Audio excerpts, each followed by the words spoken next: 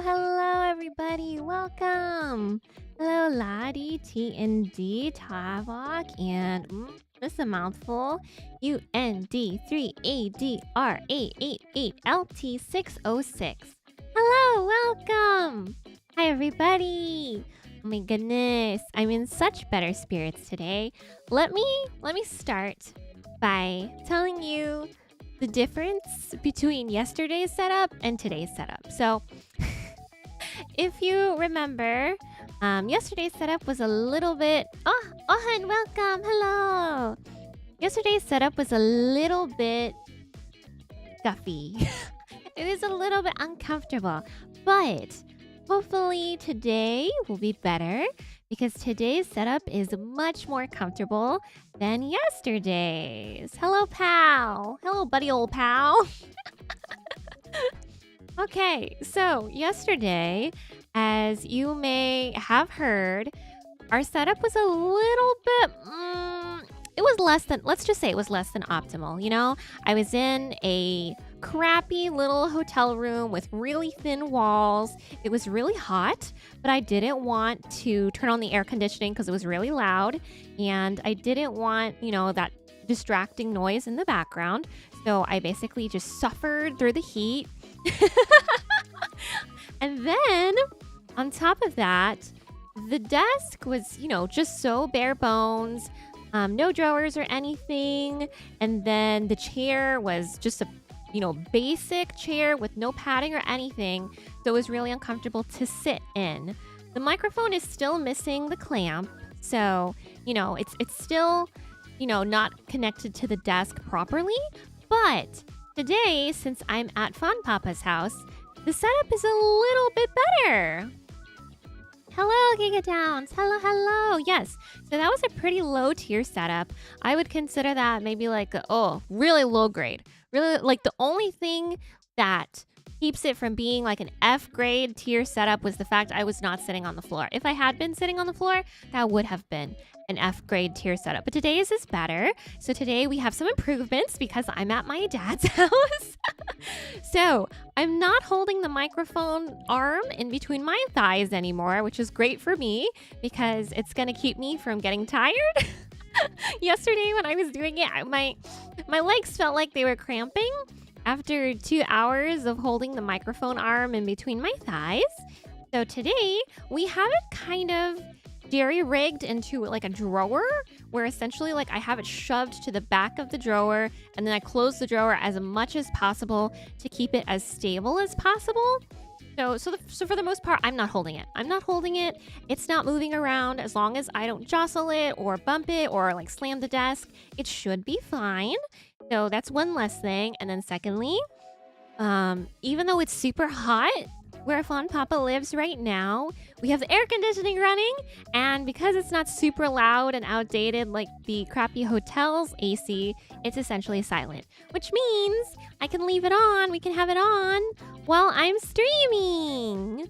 Hello, Johnny. Welcome. All right. Last quality of life improvement is the chair that I'm sitting on. I think that's probably going to be the highest quality of life improvement. So yesterday I sat on a basic ass chair. Like you just like, you know, think of the word chair in your head, and the most basic wooden cut and dry chair is probably what I was sitting on. It had no cushions. It had no back cushion, no butt cushion.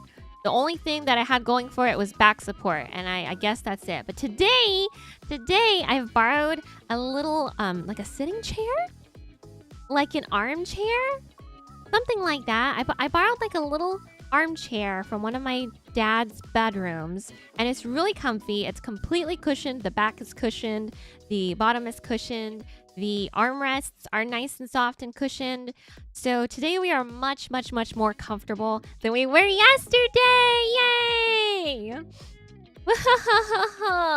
Your legs were cramping, but just think of the fan serves. I know, right? You're probably wishing that you were my microphone arm right then, huh? I don't think my thighs are that strong. I've seen one of my mutuals like crack a watermelon with her thighs, I think. I don't think I could do that. So I don't do enough work. I don't do enough leg day. Let's just say that. I don't do enough leg day. So maybe in the future that might be a possibility once we start getting into doing streams where we exercise, which is something that I really want to get into. No, one day. But for the time being, I can't handle, keeping the microphone arm in between my thighs. So right now, the drawer is very graciously keeping it up for me. A leg day stream? That would be fun. I told you guys during debut that I really would like to do exercise streams because I feel like I don't move around enough.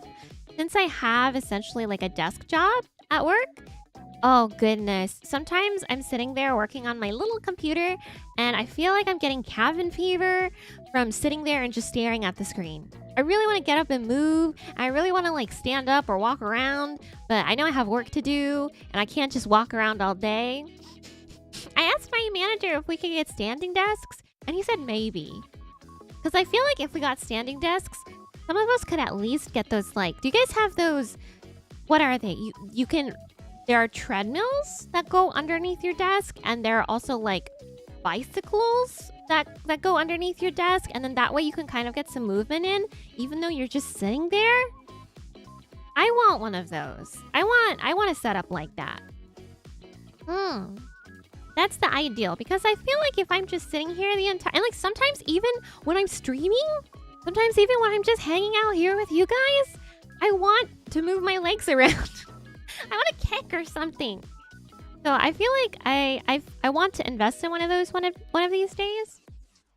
It'll probably be easier once I have more space, because right now my streaming setup is in my bedroom. So it's kind of hard to find the space to move around while I talk to you guys. But after I move out of my crappy little apartment, I'll have more space, to utilize in my streaming space. So then we can actually do exercise streams. I really would like to do, everybody loves Ring Fit, Everybody likes the new Miku boxing game looks really fun. I want to try that one. That's probably going to be... Because I've always wanted a rhythm game that's also a boxing game. So, the Wii... What is it? The Wii U? The Wii U Fit? The one with the balance board. The Wii Fit. It is the Wii Fit. The Wii Fit had something similar where I think it was you... Was it stepping?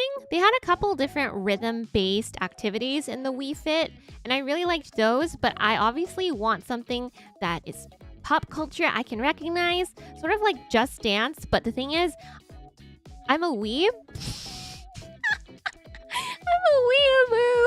So all of the pop culture songs in Just Dance I don't recognize because they're all like American songs. Is there a Just Dance for weeaboos? Asking for science. Does Japan have a Just Dance that's got like just anime songs and stuff? And not, nothing against the songs on the radio, but I love anime, so that's what I would want. Fund it, please. So the Miku boxing game is probably the closest that I'm gonna get to like a weeaboo fitness game. At the moment, that's what we're gonna have to work with. Be careful with underdesk treadmills. They're not very good for long uses. Oh no! So by long uses, do you mean like long periods of use? Like if I were to use it 30 minutes versus 2 hours, would that be detrimental to it? Or do you mean that the overall lifespan isn't so good? Because I really would like one of those. It's pretty uncomfortable, but small. Probably not so bad for a girl. I wish my thighs were thicker, honestly. I wouldn't say my thighs are like toothpicks or anything, but I don't have muscular thighs in the slightest because I sit around all day. I don't do anything. The most physical activity I get is lifting, because at my job we do a moderate amount of lifting. So, but my legs are kind of, they're really squishy. There's not a lot of muscle going on here, and I feel like we need to change that. Balance. How does a rhythm boxing game work? But isn't that just Beat Shield? I don't know what Beat Shield is, but is it similar to Beat Saber? I guess Beat Saber is kind of the same in that you swing your arms around, but the thing with Beat Saber is since it's a VR game, I can't access it because I don't have VR. VR kind of gives me motion sickness, so we'll have to figure that out once we come to it because I think VR is very fun. Like there's a lot of possibilities in VR, but Auntie gets motion sickness really easily, so we might have to cross that bridge when we come to it. Hi, Zerp! How are you? I hope you're recovering well, resting well after off-kai. Oh, audio shield. Oh, okay. It's a bit of both? Okay. So maybe if we were doing like the underdesk treadmills, it would only have to be, you know, small, short bursts. But from what I can remember, they're not super expensive. For the price point that some of them can be bought at, I do think it's understandable if they don't last very long. My flight home got canceled, but I made it in one piece. Oh my gosh, I'm sorry. That's so scary. It's kind of sad that we're at the mercy of our airplanes, because when I was heading out to go onto the airplane, I told you guys this, I think in my last stream, but my airline texted me like, hey, your flight's delayed. And I was like, okay, that's fine. That actually gives me some time to actually eat some breakfast. So I started preparing breakfast because my flight was going to be delayed an hour, which meant that I could leave an hour later. But then they text me again, like, 20 or 30 minutes later being like, actually, just kidding. Your flight's on time still. So then I'm like, oh my gosh. I should have left 20 minutes ago if my flight was still on time. So I just said heck it, and I continued making my breakfast and eating my breakfast, and I still got there in time. It was fine. The airline lied about the cancellation reason. I'm sorry. What the heck? It sounds like a shitty airline. Excuse my language, but that sounds like a bad airline. I don't know how many experiences you've had with them or how many, like, if this is normal, but I think maybe let's avoid this airline in the future. Can't you just fly there yourself? No, my technology can only work for so long, I mean, I guess if I took stops to take a break and charge, like a Tesla can't drive all the way across the country without charging, right? Kind of the same for our flight technology. But I don't want to... So here's the thing. Part of the reason why I enjoy trains, specifically, I enjoy trains the most, but I do enjoy buses and planes for the same reason, is that I don't have to pilot it. I love transportation where I'm not the one driving, where I'm not the one in charge, I'm not the one responsible. I just want to be able to check out. I just want to be able to, like, either play my game on the ride or fall asleep, take a nap, or maybe, like, get some work done, open my laptop up. So I prefer not to have the responsibility. That's why I love trains so much. They don't have a Fiona copter? No. Nor. I have a pretty decent, well-paying job, but it's not that well-paying. It's pretty good, but I don't think it's that good. Would you want to fly unprotected cross-country? Why not do it in a tube with air conditioning, right? Real. That's true. If I flew across myself, yes, it would be much more convenient. I wouldn't have to worry about other people. I wouldn't have to worry about going through nasty security, taking all my clothes off, getting stopped by security because my mom packed me some frozen food that looks suspiciously like a thick block. Like, it would be less of a headache, but then I'd have to worry about other stuff, like, running into other airborne things like birds, other planes, helicopters, drones. And then I can't even open my mouth and talk to somebody or yawn, because what if a bug flies in there? There's too many liabilities involved. I can't. I would just rather take the train. Yeah, I love trains. I'm sorry if you don't have a reliable train system for you. That makes me feel really sad for you because I love trains. Actually, I'm going to show you guys today some of the pictures that I took for the last couple of days. I don't have as many pictures as I did on, was it Tuesday's stream? Yes, Tuesday's stream. So on Tuesday, I told you guys about my off-Kai weekend experience and stuff. I don't have as many pictures as I did then, but I still have a extra protein. No! Ew, yucky! Bugs are friends, not food. Oh, I don't know. I feel like I have a special talent, and my special talent is, well, I have several special talents actually. One of my special talents is being able to fall asleep anywhere. I think I touched on this briefly when I was telling you about my weekend on Tuesday, about how I was just like so sleepy and I was basically falling asleep where I was. I was falling asleep in somebody else's hotel room. Yeah, thinking about that, that's kind of dangerous, but it's fine. I had friends with me. But like, wait, where was I going with oh, right. My ability to sleep anywhere. I've fallen asleep, you know, on the bus, on the plane, and like, oh my gosh, this time that I flew on the plane, like this last weekend, I was able to sleep sitting completely straight up. I didn't lean over to one side or another because I freaking had a middle seat. I checked in too late, and my airline assigned me a middle seat. Blah. So I had a middle seat, and I was like, oh man, I can't, you know, I don't want to accidentally lean on one of my chair neighbors and like, drool on them. That's disgusting and rude. But thankfully, I was still able to fall asleep. I fell asleep sitting straight up. I just like tilted my head back and went to sleep. And I didn't, you know, fall over or lean or anything like that for the time that I was asleep. So I think my ability, my special skill of being able to fall asleep anywhere is improving.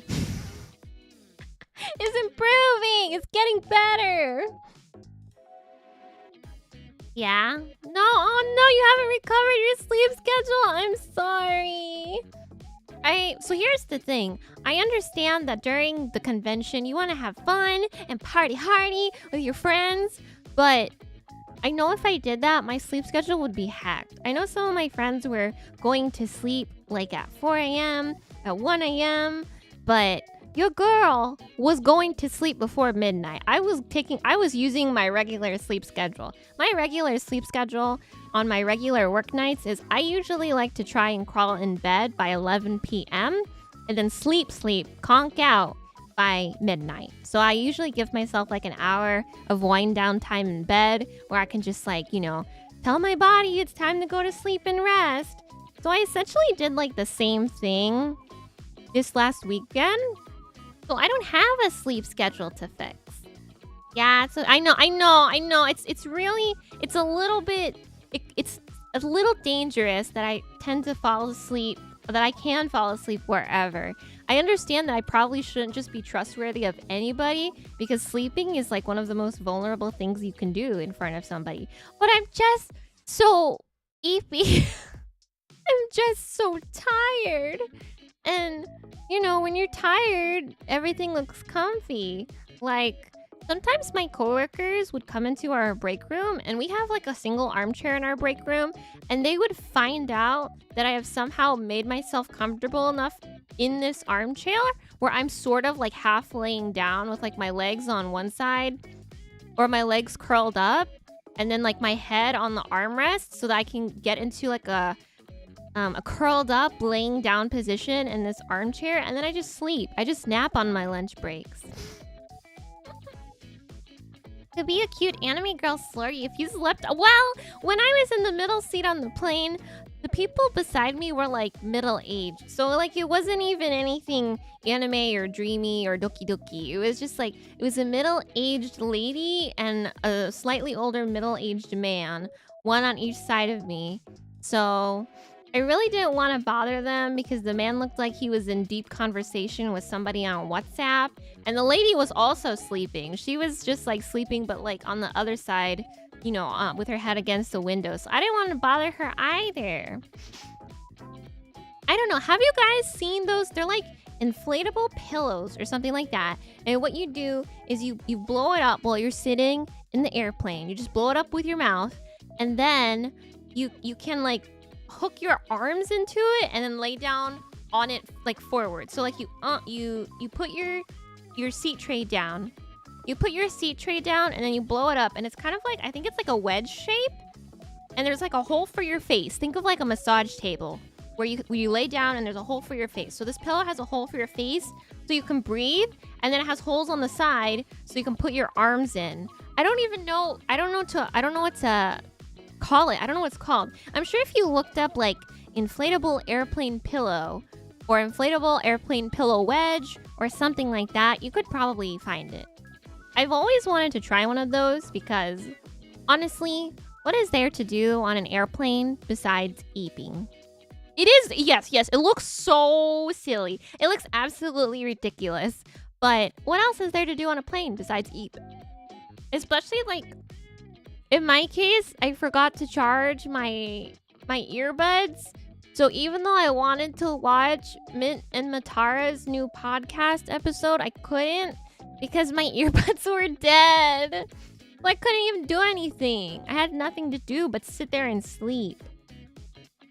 I feel like that wouldn't work well for short domestic flights. I guess not. It really depends on like how you are sleeping. If you're comfortable sleeping leaning forward, then I think it might be fine. But I'm pretty much comfortable in most positions. You know, sitting up, sitting, leaning over to the side, sitting but leaning forward. I can sleep that way too. I'm pretty flexible as far as my sleeping positions go. Just the only caveat is I think the singular position, it's not necessarily that I hate this position, it's that my body hates this position. But the singular position that doesn't get along with me when I'm sleeping is actually laying flat. Laying flat on my back is bad for me. It really, really aggravates my my acid reflux. Are you secretly a cat? Yeah, maybe. I don't know. I feel like I'm too friendly to be a cat. Well, I don't know. Oh my gosh, you guys. I'll tell you about it in a little bit. But my brother here has a cat. And this cat is so friendly. This cat knew me for only like an hour and was like, oh, I'm going to come sleep in your bed. Whoa. So maybe if I was a cat, I would be a cat like that. Yeah. I love Mint and Matara. They're both so good. They're both so entertaining and so comfy at the same time. And I also like that they keep, their like slogan of their little podcast for the summer is like, have a great summer. But if you were into yearbook culture, nobody would write have a great summer. Everybody would just write hags. So it's kind of like a double, like hags. Hags. I remember the first time I was in grade 5. I was in grade 5 and somebody wrote hags in my yearbook. And I was like, what does this mean? Why is everybody writing hags in my yearbook? It just means have a great summer. I like it though.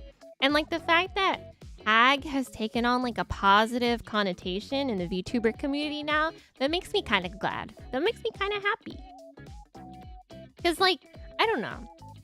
Anybody who's seen Oshinoko will understand, or just even like, keeps up with the idol culture in general, will know that those of us who are usually over the who are in our late 20s to 30s, will usually feel like we're too old for what we do. We're too old for the community. We're too old to be playing Anime Girl on the internet. We're too old to be playing idols, things like that. So a lot of people like me who do feel like in a traditional sense we would be too old, feel like we're actually just fine.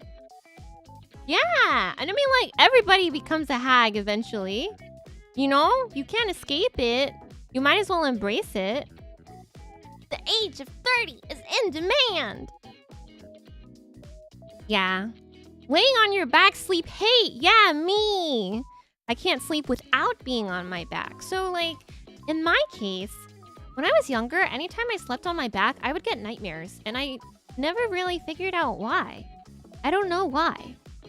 I would get nightmares whenever I slept on my back, and I don't know if it was because something having to do with like my airflow or like my breathing or whatever. And like, to be clear, I didn't have any pets that would come sit on my chest when I was little. So for a long time, I just avoided sleeping on my back. But nowadays, I avoid sleeping on my back because it really aggravates my acid reflux. I'm sure those of you who follow me on Twitter have been seeing me like, you know, my tummy hurts today, but that's okay. So the reason that my stomach hurts so often early in the morning is usually because of my acid reflux. I can show you guys at some other point in time when I have access to a more reliable way of showing you a diagram. But essentially at home, I sleep in an elevated setup where I'm never sleeping completely flat on the bed, because if I sleep completely flat, my acid reflux acts up and then I wake up with some pretty intense stomach pains. Yeah. It's so sad. And like, but here's the thing. I'm not completely surprised that it's happened to me, because the same thing happens to my mom as long as I can remember, actually. My mom has always had to sleep in an elevated position, and at her age, she's 30 years older than me. That's how I easily remember how old she is. So she's 60 now. But at her age, she sleeps almost completely sitting up, because her acid reflux will bother her if she sleeps too far back. I feel so bad for her, but also I'm scared. Like, when I become that age, am I going to have to basically sleep almost sitting up? Because right now, I sleep at like a small incline. It's not super big, honestly. It's probably like, I can't even, I think I would have to draw it in paint if I were to show you. Oh, a sleep study might be good. A sleep study might be something that, but I don't even know where I would get that done. Do I go to the doctor and ask them to do a sleep study on me? I just know that I wake up in the morning and tummy hurt. So since I've been at a couple of different hotels over this past weekend, and I don't have my little incline set up, I've been sleeping flat, and they never give you enough pillows. So my tummy's been hurting since I wake up. So if I wake up and I'm like, oh, my tummy hurt, I'm sorry if you're tired of hearing it. It's just my acid reflux. Uh-oh. My little friendly buddy is upset that I had to shut him out of the room. Yeah, I'm a side sleeper myself. But also, I think if you are somebody who might be a chronic snorer, it's also possible that sleeping at an incline might help you. Because isn't the reason that people snore is essentially because, you know, their airway is getting closed? But if there's less gravity weighing down on your airway, then aren't you less likely to snore if you sleep on an incline? Because you're not, you know, straight down? That's just my thought. I think everybody should sleep at a slight incline. And like, it's probably weird at first if you're not used to it. But honestly, for me, it's fine. I thought it would hurt my hips more or my waist more because, you know, if I'm sleeping on my side, I'm technically at a weird angle. But it's okay. A starting point? Uh-oh, I don't want... Oh, man. If I have to see a doctor for my tummy, I'm gonna be sad. I'm gonna be sad. Well, although I will concede that it's been a while since I've seen a doctor. So next time I go see one, I do need to, you know, ask about every single thing ever that's bothered me. But do you ever have something that bothers you in the day-to-day, and then as soon as you get to the doctors to ask about it, you forget everything that's ever bothered you? Because that's kind of how I am right now. There are some things, and I know I'm forgetting them. There are some things that I know I need to ask my doctor about, but I can't even remember what they are right now. So literally I'll go, and the doctor will be like, is there any concerns you have that you want to ask about? And I'll be like, no, I'm good. No, I'm fine. Auntie, you look blurry tonight. Don't worry about it. It's actually my setup. So, you remember how the other day I was having a crisis because I couldn't find a mouse? So I found a mouse, but the thing is I couldn't keep it. So I only zoomed my model into like maybe the hips up or something. And then I had to leave it at that because I had to leave the mouse behind at Twitch HQ. And I couldn't take it with me. So I I kind of am big into myself on OBS, which is why I'm a little blurry. That's why I have to write things down. I guess every time I run into my health problems, I should probably write them down. But I always am just like, oh, I'll just ask the doctor about it next time. Hee hee. Haha, I know there's my acid reflux, but what else is there? Sometimes I get really itchy, but that's everybody. I think everybody gets really itchy when their skin gets dry. The vision in my left eye is kind of bad, but that's not a doctor problem. That's a ophthalmologist. Optometrist? That's an optometrist question. What else was I gonna ask about at the doctor? I mean, like, I think everybody gets headaches for no reason. And then I don't think there's no reason. Like, if you have a headache, it's probably because you didn't sleep enough, you didn't eat enough, you didn't drink enough water. One of those things. Calcium carbonate tablets to reduce the acidity in your stomach? Oh, like Tums? You know what? I never thought about having Tums before bed. I usually use Tums as more of a reactive measure than a preventative measure. But that's actually not a bad idea. It's not like Tums taste bad. They're kind of like candies. The orange ones are really good, but some of the other flavors are kind of nasty. Did you go to Twitch HQ just to use a mouse? Oh my gosh, you guys. Let me tell you what happened. So I get up on, Monday morning. I am ready to do some work. I have some recording, utilizing, VTS, YouTube Studio to turn in. And then I boot up my computer and I set up VTS and all this stuff. And then we realize that my model cannot be zoomed in without a mouse for some reason. And my trackpad doesn't work. Even though the zoom in, like the scroll up and scroll down on the trackpad works perfectly fine in any other program, but it does not work in VTS. So I'm like having a crisis at this point, and like I mentioned the other day, things like this, like obstacles and stuff, really, they don't usually bother me. I don't feel like I'm bothered a ton by things, but I was very excited to get the work. I really wanted to turn this thing in on time that I owed somebody, and I was just ready to, set everything up. So the fact that I couldn't do anything because I couldn't zoom in on my model really discouraged me enough to the point where I pulled up my DoorDash app and started looking for mouses that could be delivered to me. So, and they were real, You can have like Best Buy or whatever DoorDash you a mouse, a USB mouse, a wireless mouse, whatever. You have your pick. So I tweeted about the fact that I might have to do that, and if I did, I was gonna cry. I wasn't, well, I say I wasn't gonna cry, but it's entirely possible I might have cried a little bit. So I tweet about it, and then my good friend Nini Yuna sends me my own tweet and is like, do you want to come to Twitch HQ right now? And you can just work? We can give you a mouse. So... So I'm like, oh my god, I get ready within an hour and I'm over there within an hour. So yeah, today's stream, I'm going to be showing you some pictures that I took at Twitch HQ, basically recounting my day there. It was a very productive day, I think.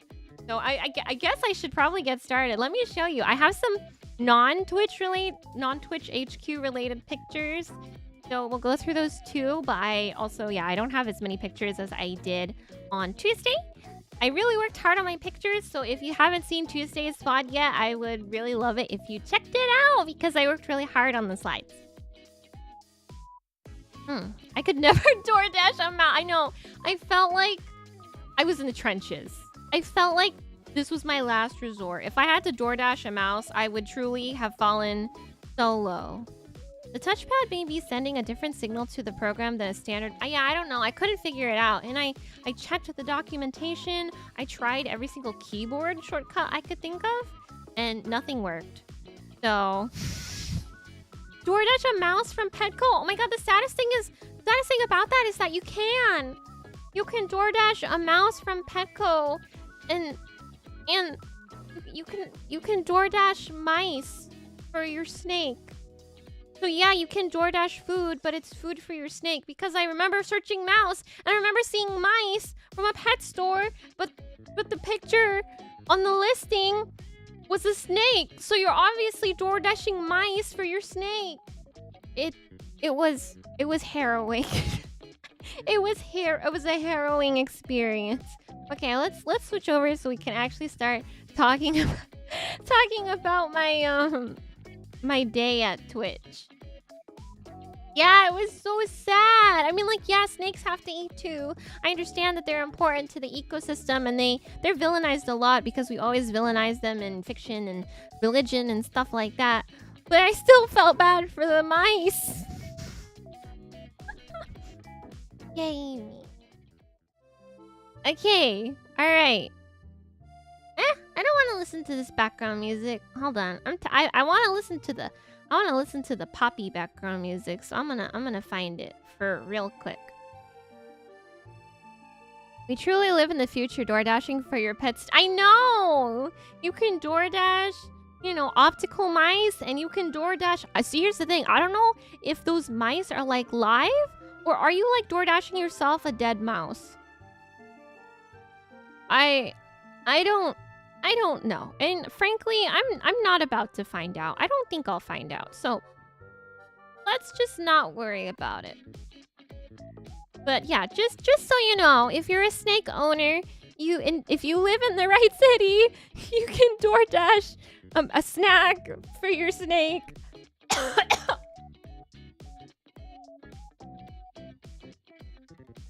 Yeah, I mean, like, are there things are there other things that snakes can eat that aren't necessarily mice?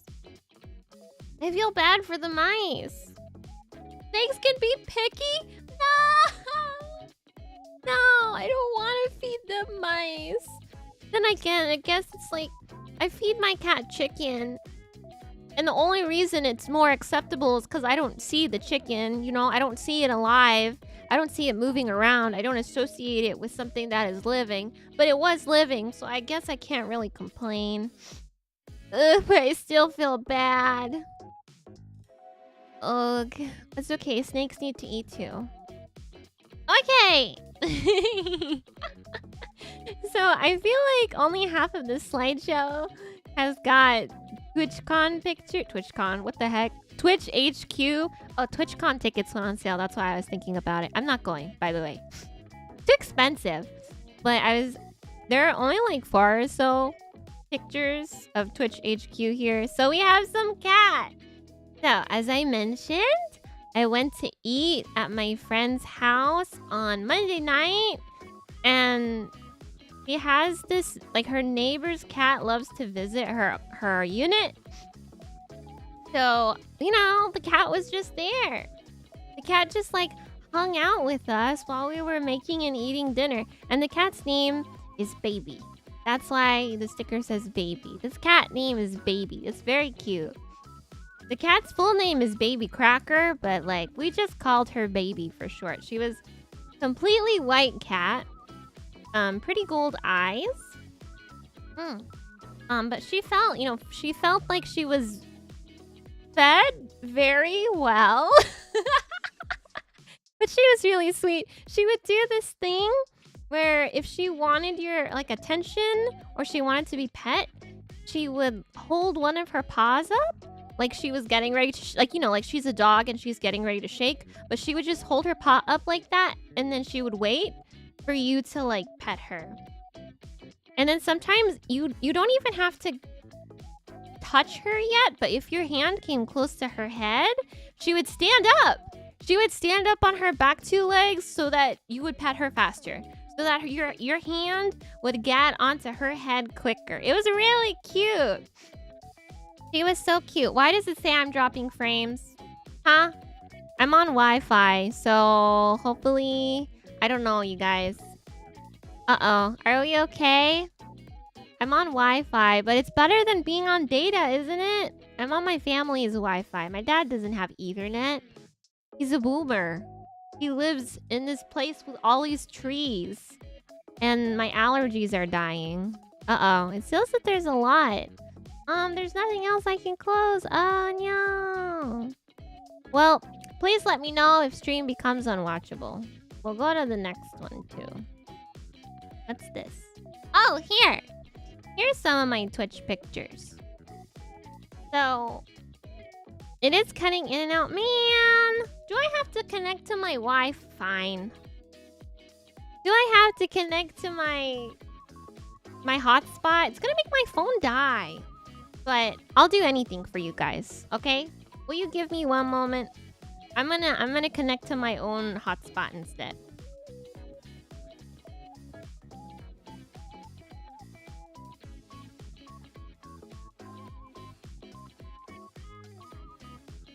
Okay. Hoi! Hoi hoi! Hey! Oh yeah.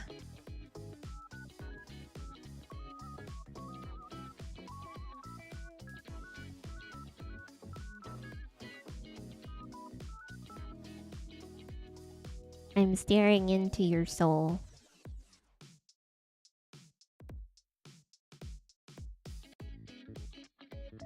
Hello?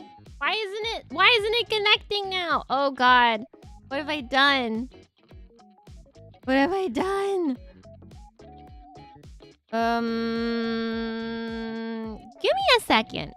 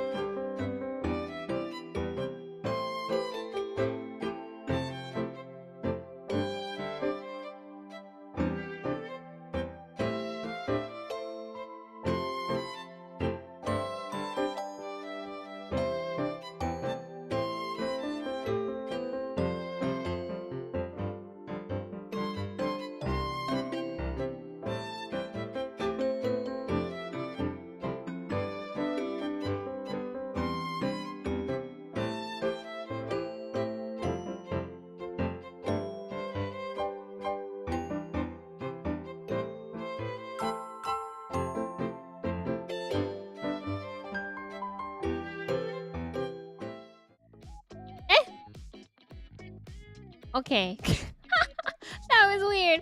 Alright, well, I tried to connect to my phone using the hotspot, but it doesn't let me. I think what oh, my dropped frames are kind of insane.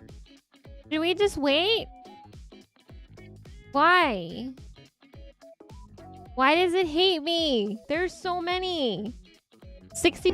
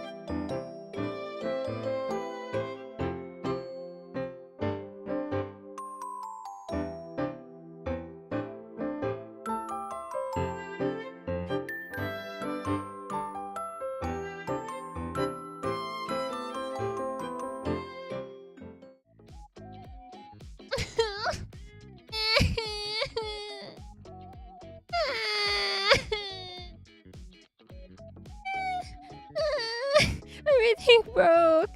Okay. I think we're okay now. I changed the bitrate. So the bitrate's like ridiculously low right now. And then I also changed the audio rate or whatever. But basically, I took all the big numbers and I made them smaller. Is it better? Is it okay? Is it at least watchable? I got through one slide of my slideshow.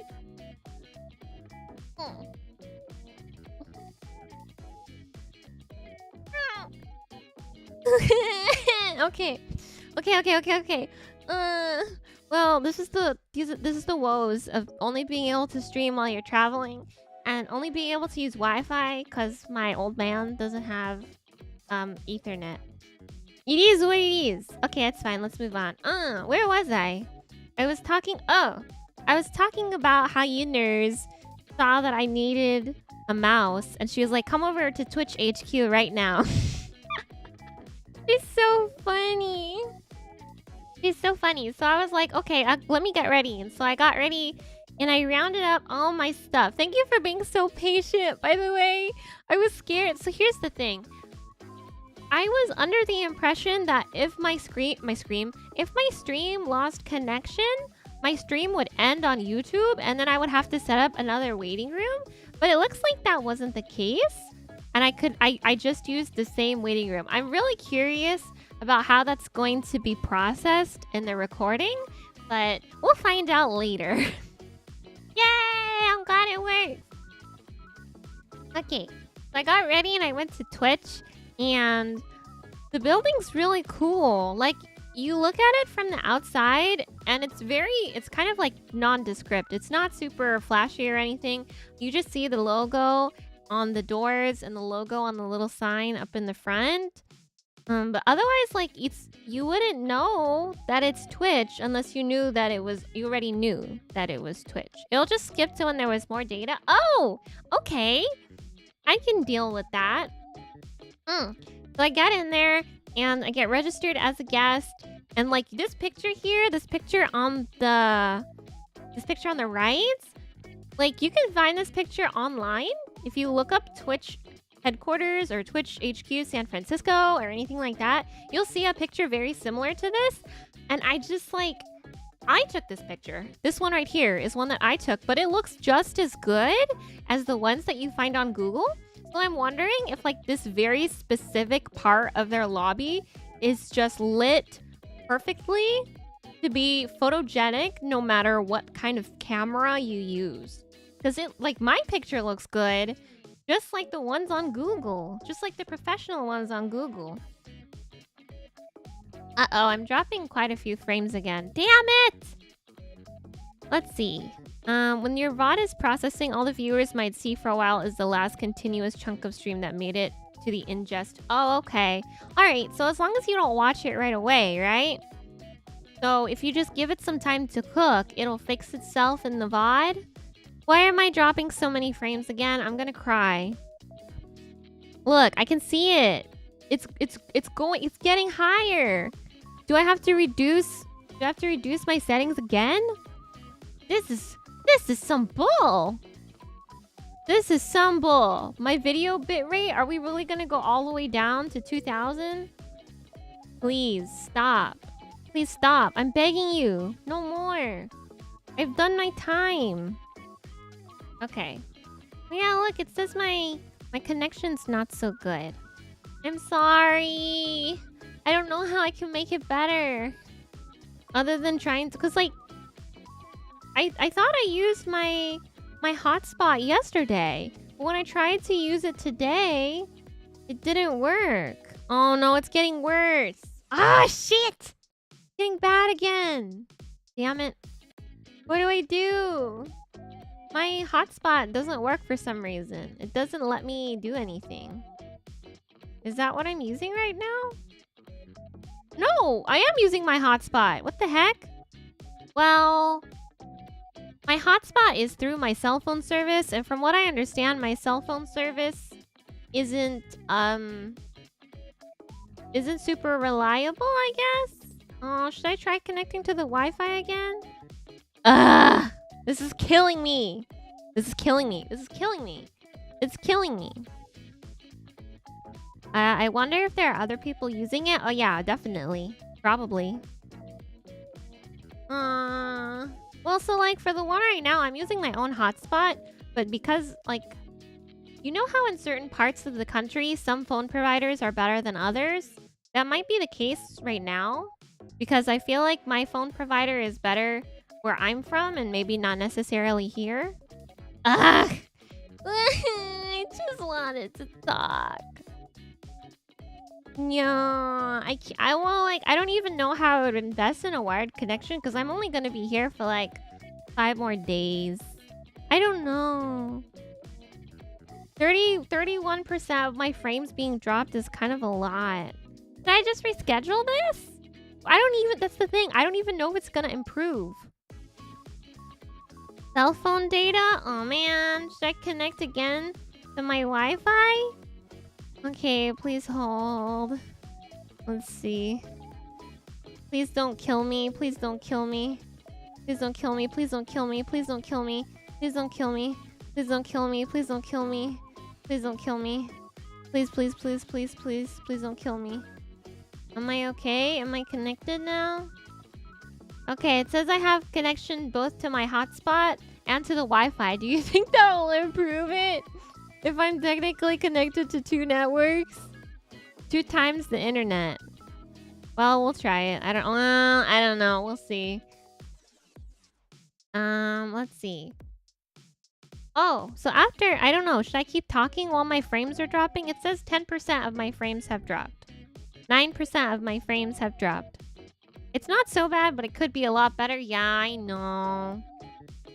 7? Oh, wait. Maybe it's going down a little bit. 7% of my frames have dropped. Let's just hang out for a little bit while we gauge the state of my internet. Because I think the dropped frames number is actually going down. Let's see. It's going down a little bit, actually.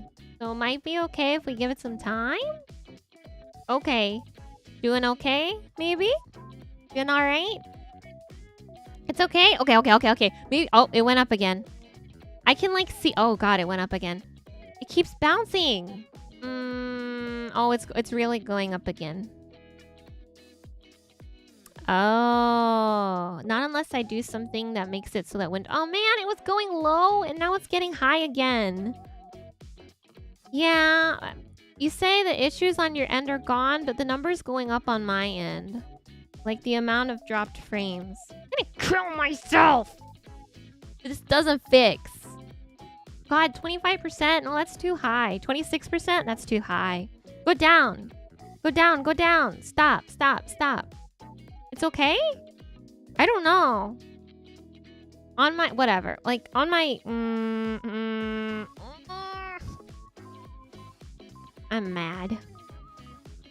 Because it says that it's, like, you know, it'll tell me how many frames I'm trying to send. And it'll tell me how many of those frames ended up getting dropped because of the net. And that number, that ratio is quite high for me right now. Which is why I don't want to relay any information to you while it's, like, you know, while there's like a 60% chance that you might not even get it.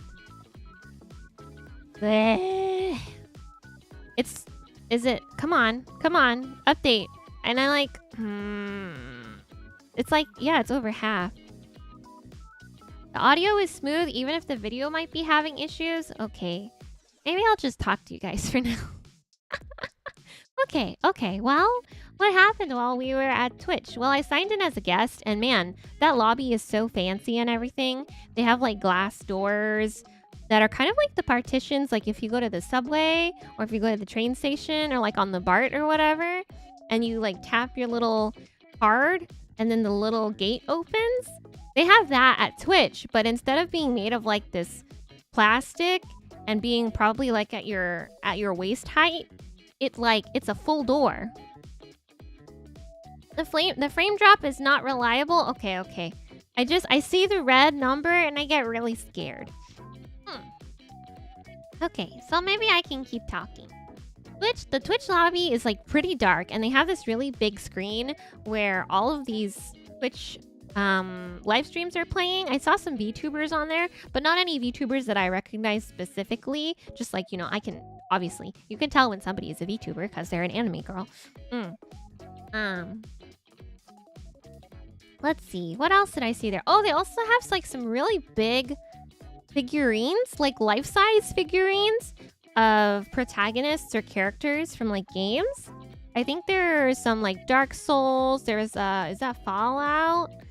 Nobody I particularly love, but they do have some like really big life-size gaming figurines there. So so since it was like you guys probably remember that my my tweet for help, my crisis tweet was made like around maybe like 10 o'clock or something like that, 10 a.m. So when I ended up getting there, it was like 11 o'clock at this point, almost 12. And Unit was like, oh, perfect. Because like I told her, oh, I'm here. And she's like, oh, perfect. You're just in time for lunch. So I actually got to eat lunch at Twitch HQ. And man, their cafeteria is crazy. So they have a different menu every day. And they have a couple of different like genres. Not necessarily genres, maybe. But maybe like there's one that's like a worldwide. And there's like, they have like different themes, I guess. For their cafeteria. So since I visited on a Tuesday, it was Taco Tuesday. So they had like Mexican food and stuff like that. And I was like, oh, what should I eat? And then she was like, she told me to try the carne asada. And I haven't ever really had carne asada before. So I wasn't really sure what it was. You want a life-size version of me? Oh my gosh, you guys. Next year, when Offkite happens, I hope I can get a cardboard cutout there at least. I really, really, really want to see a cardboard cutout of myself. If you look at the stream that we did on Tuesday, you know, I photoshopped myself into a lot of those cardboard cutout standees, you know, beside them. So maybe next year, it'll be real. It'll be real, okay? That's one of my goals. Come back to this space this time next year, and we'll see if I've accomplished my goal of being a cardboard cutout. I'll even sign it. I'll sign my thigh if you want. Or I guess I can sign other places if you want. Hello, Hikaru. Welcome. We're talking about my visit to Twitch HQ. I was actually only supposed to visit Twitch HQ for like a little bit, for just like a basic tour. But then I had my mouse crisis. And Yuna was like, just come over now and just work here for the rest of the day. And I was like, okay, that sounds fun. That sounds good. I love being productive. I really felt bad that I couldn't get any work done. So I was actually really excited to go to Twitch HQ and pretend to be like a tech bro. Yeah. You mean it wasn't real? It was real, actually. That was just a joke. That was me making a little hee hee ha ha. You want me to sign my nose? Okay. I already know. I'm gonna write haha, got your nose on my nose. I guess most of the cardboard cutouts at Offkite were probably auctioned off, right? People got to take them home, so you better start saving up for mine. I mean, I don't know how much my cardboard cutout would go for, but I know that some of them can go for a pretty good amount. So you better start saving up for your Fiona cardboard cutout funds. Gotta be ready. But if you're coming via like airplane, you best figure out your luggage situation. Because let me tell you, I wanted to bid on one of the cardboard cutouts of my friends, but then I realized I wouldn't be able to take her back in my luggage with me. So instead, I had to concede and give her to somebody else.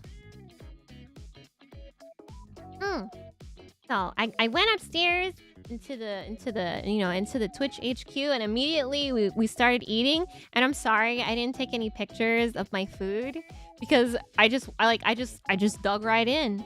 I didn't make the plate pretty or anything because it's like a self-serve buffet. So I loaded it up there, and then it was so good. I can't even describe how good it was, but the meat was so yummy and tender and soft, but also like flavored. Oh wait, hold on. Papa needs something. Oh, okay, hold on. You can eat.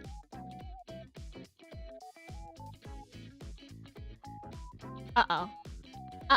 Okay, there we go. Okay, we're working.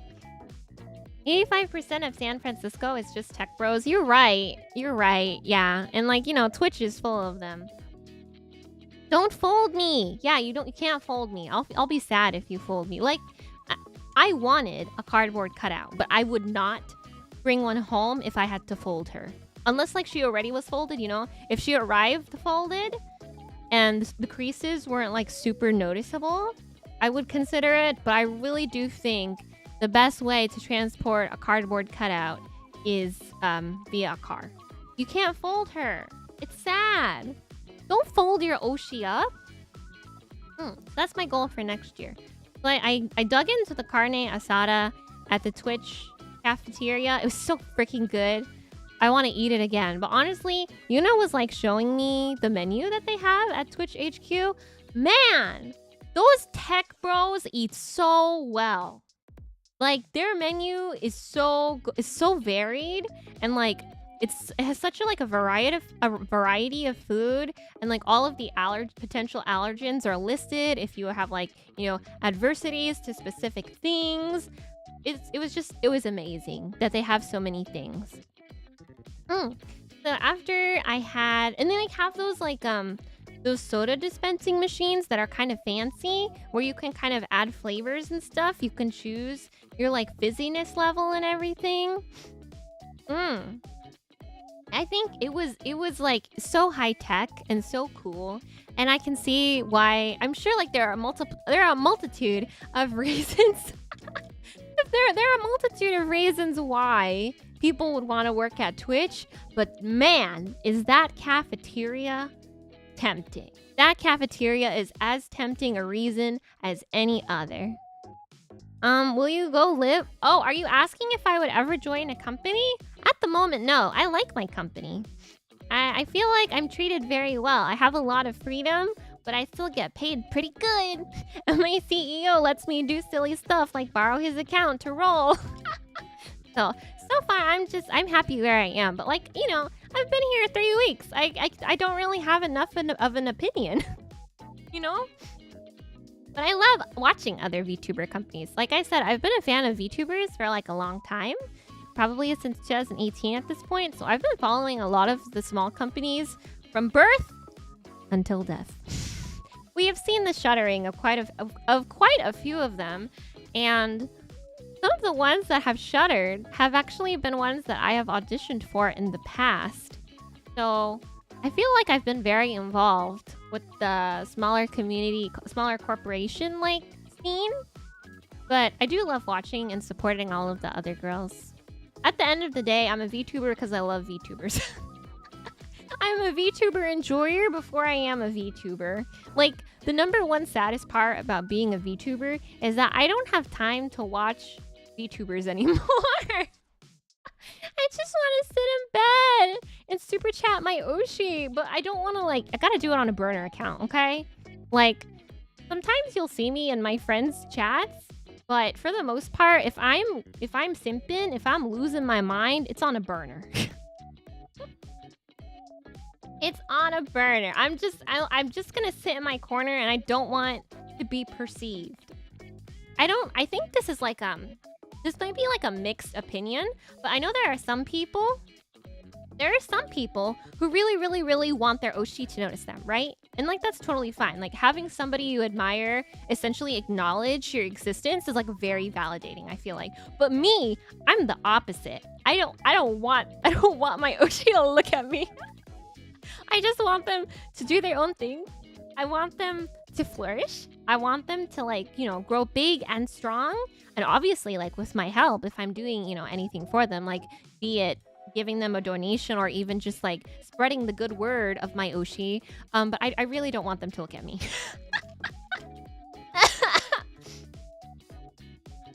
There was one time I was in a VTuber's chat, and I just commented on what they were doing, and I wasn't commenting constantly. I said one thing. I had one comment on what they said or something like that, and they said my name. They were like, "Hi, Fiona," and I was like, I can't deal with this. I don't want you to look at me. I don't want you to say my name.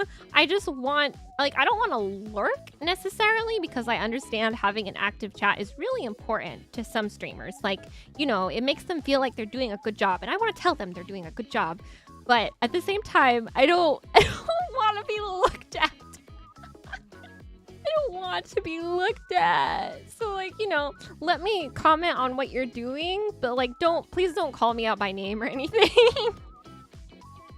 If that ever happens, like, I feel like it would be really big-headed of me. It would be very vain of me to assume that I'm anybody's Oshi. But like, if you're in the same situation where you would like to keep chat busy, but also you don't want me to, you know, recognize you by name or whatever, you can like let me know, and I'll make a mental note, or I'll even make a physical note so I don't forget. I'll make a note to never mention you by name.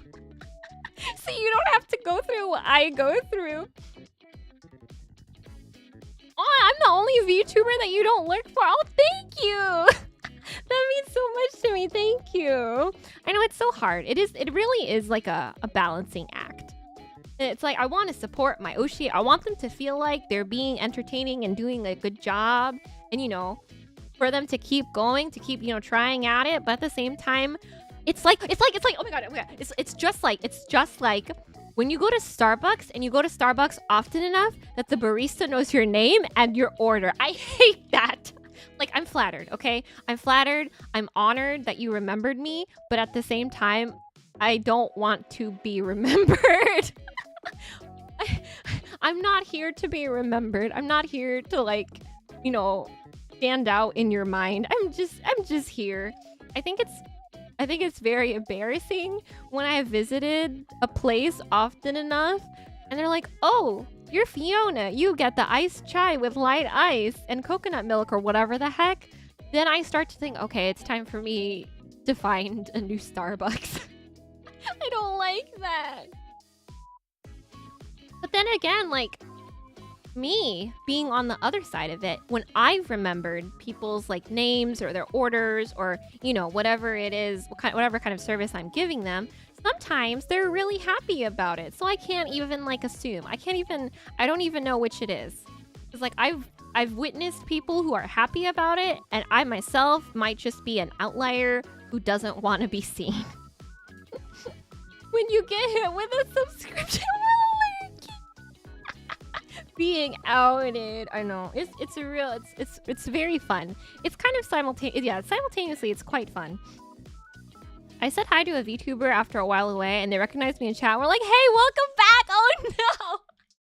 And like, I'm sure they were happy that you were back. Honestly, I'm sure they were just more glad than anything to see you. But like, to somebody who hasn't said hi in a while, you might feel like, oh, there's the expectation that, you know, they noticed that I was gone for one reason or another. You know, it's a very interesting phenomenon to observe. You ghosted your Starbucks. I didn't necessarily ghost my Starbucks, but I did feel a little more shy about ordering at that Starbucks after they started remembering my name and order. Like, I really don't stay in one store for long. Hello, welcome. Hey, Jared. At least there's so many Starbucks out there that you can go to a new one and you don't have to go very far. Exactly. It was so easy just for me to be like, okay, I don't know if I like being perceived right now anymore, so I'm just gonna go to like the next closest one and start all over again. And like, who even knows? Sometimes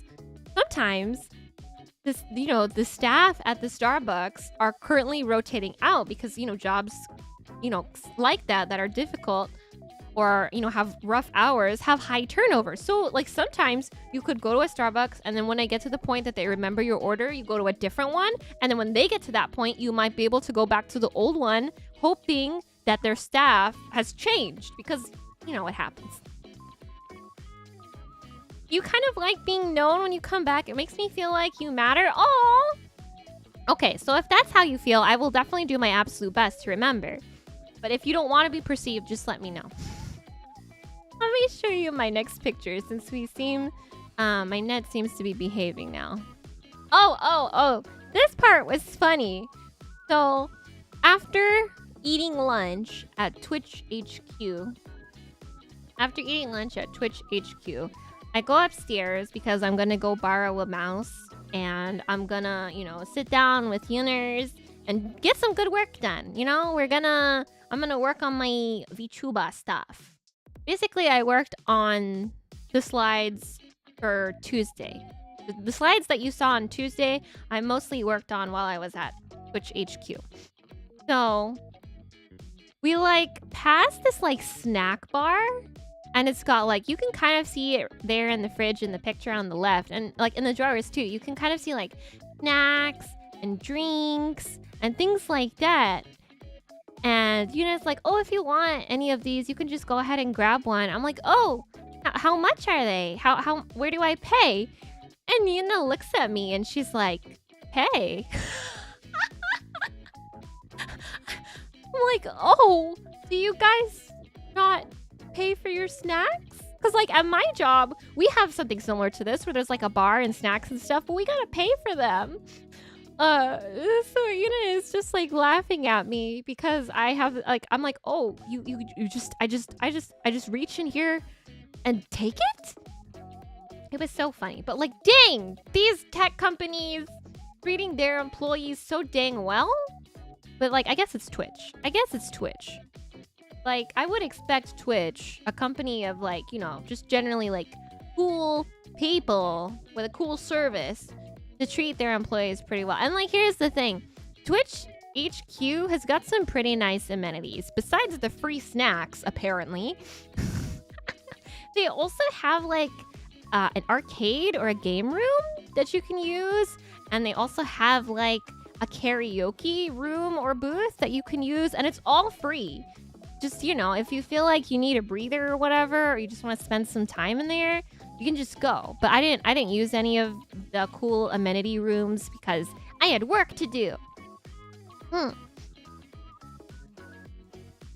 Fiona wants the convenience of not being perceived so bad that she wants a business. Not necessarily. I'm just saying that these companies do have pretty high turnover. I don't think people work at Starbucks long term, really. That's a very, I guess, entry level job. So I have observed that it's been the case where I'll go to a Starbucks that I have frequented before, and all of the staff is new, and that just happens to be convenient for me. There's a lot of people who remember me by name, but I don't. Oh no, I'm sorry. Which is funny because I'm the opposite person. So here's the thing. I feel as that person, I remember people's names pretty easily. What I don't remember are their faces. I'm pretty bad at remembering faces, but I do remember names. So if it ever comes to the situation where I remember somebody else's name and they don't remember mine, I never feel slighted about it. I just feel oh, maybe I have an easier time remembering people's names, and that's totally okay. So I like to hopefully you can be heartened by the thought that people who are good at remembering other people's names, hopefully, like me, just pass it off as being their own, I'm a freak of nature or something. It's not your fault. So hopefully that's how they feel too. I like being perceived as well, but I feel bad when I can't support VTubers due to life getting in the way. That's understandable. And as a VTuber who enjoys VTubers, I feel that way a lot too. Man, I can't Akasupa my Oshis as much as I could before. I wish I could do that because that's the ultimate form of love. Giving an Akasupa to my Oshi. But I can't do it anymore. It's not responsible. I should be using my money for productive stuff. Like taxes and whatever. So, and it's certainly different. But I also know that your Oshi would never want you to stress out about that. I think that... I can't speak for every content creator out there, but as one myself, I like to think that all of us are just here to hang out with you. And, if you can give some kind of monetary support, yes, that's cool. Yes, that's really awesome. But at the end of the day, we're here just to hang out with you. I would rather hear you being like, hey, I invested in myself. I started going to the gym. I started eating better, buying better food instead of like cheap junk food. If I knew you took that money, if I knew you took money that you would have given to me and invested it into yourself instead, that would make me way happier. That would make me so much more happy than if you had given it to me. Because I feel like it's one of those things where you invest in yourself and your returns are only going to become better and better as time goes by. Whereas, like, I just think first and foremost, you come first. Remember that, okay? Even on days when it's hard to remember that, you gotta remember that. I identify people by voice? That's dangerous for me. That's dangerous for me. Oh man, if you went to, like, I don't know if you went to Offkite or whatever, but if you went to like a VTuber convention, ooh, that would be where your skills come to shine. Because, like, I don't know anybody's voices. I don't know anybody's faces. I don't know anybody's names. Because the names on your badge might be completely different. Oh, that's a skill that I don't know that I have. Because I think there are a lot of situations where your voice can sound different. Like my customer service voice, my streaming voice, my talking voice, my just woke up in the morning, oh my god, I'm so freaking tired voice. Those are all different voices. So depending on the time of day and how tired I am, the kind of Fiona voice that you get, don't know. It's gotcha. It's gotcha what kind of voice you get. So if you have a skill where you can identify people based on their voices, I think that's a skill you should hone. Some are definitely on the grind for that cash money, but a tremendous amount that I've come across are clearly interested in building communities. Yeah. Like, I feel like, can I say this? Will I get in trouble if I say this? I've interviewed for a company before. I've interviewed for a couple companies before. And sometimes companies will ask about like your monetization strategies.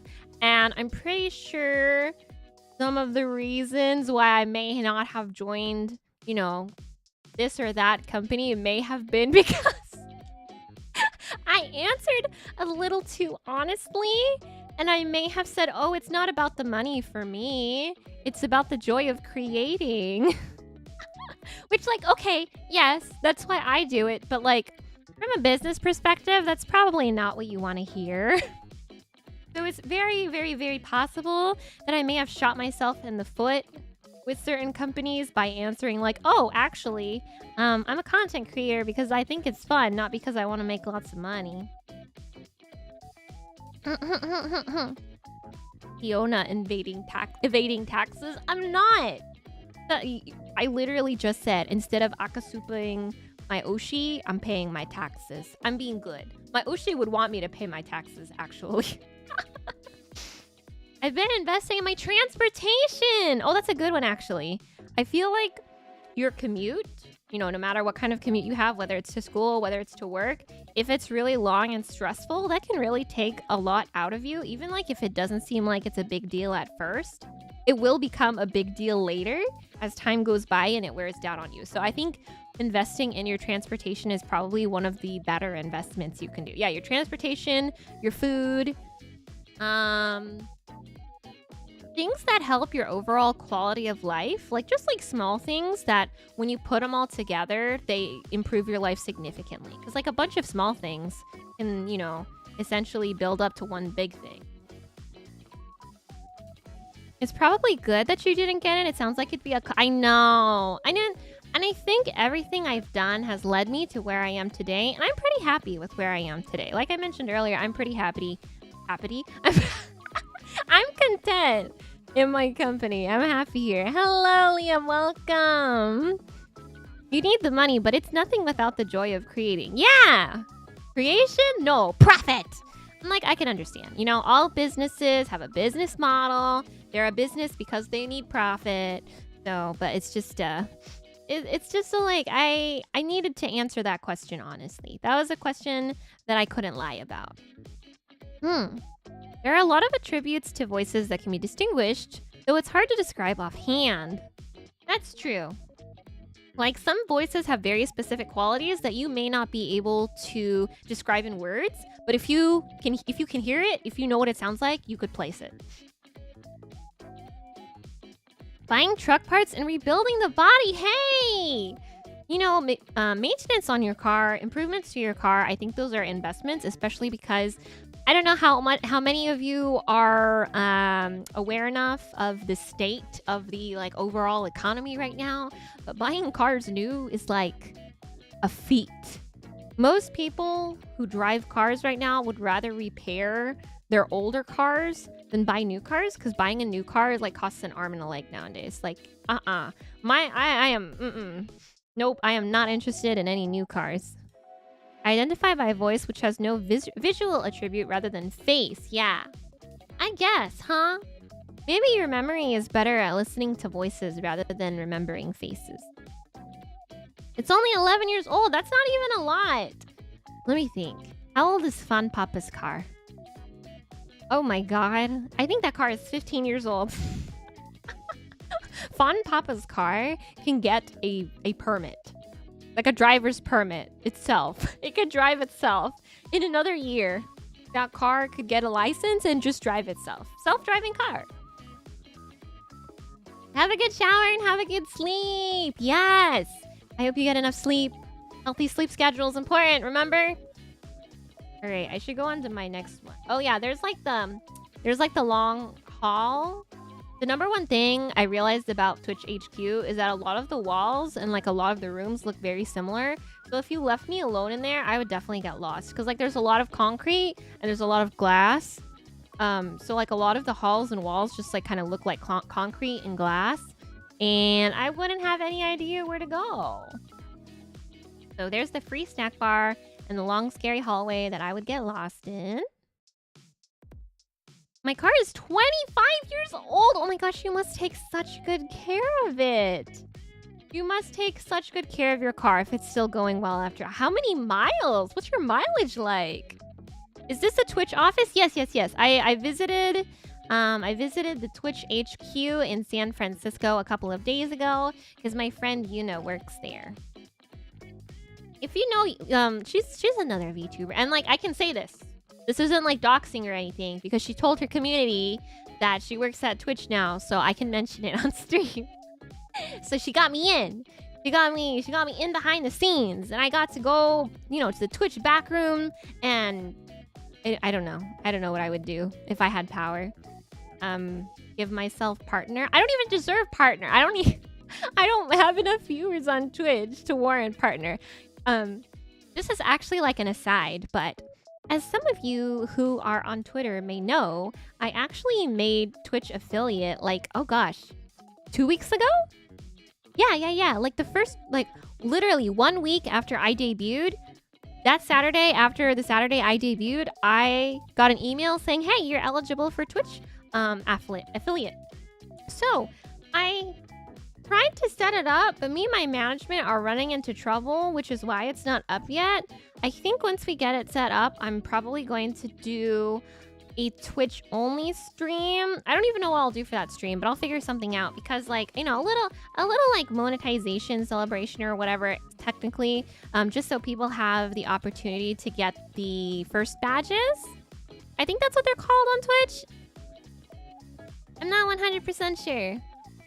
So we'll figure that out. But right now, me and my management are trying to figure out essentially how to turn affiliate on, because it's not working. Like first it was like your details were wrong, your identity, it's fake, wrong, you know, things like that. So we're trying to figure out how to set it up. But once it's set up, I'm probably going to announce both on Twitter and on YouTube and on Twitch that we'll be doing a monetization celebration on Twitch only at some point. Hopefully it's soon. Hopefully it's soon. Who are you? Twitch probably. I know. And it's like, I think it's harder for corporations to manage a talent's Twitch account, because it's like, I don't know what information do I put in here. Am I putting in my own? Or is my company gonna have to put in theirs? Like, I don't know.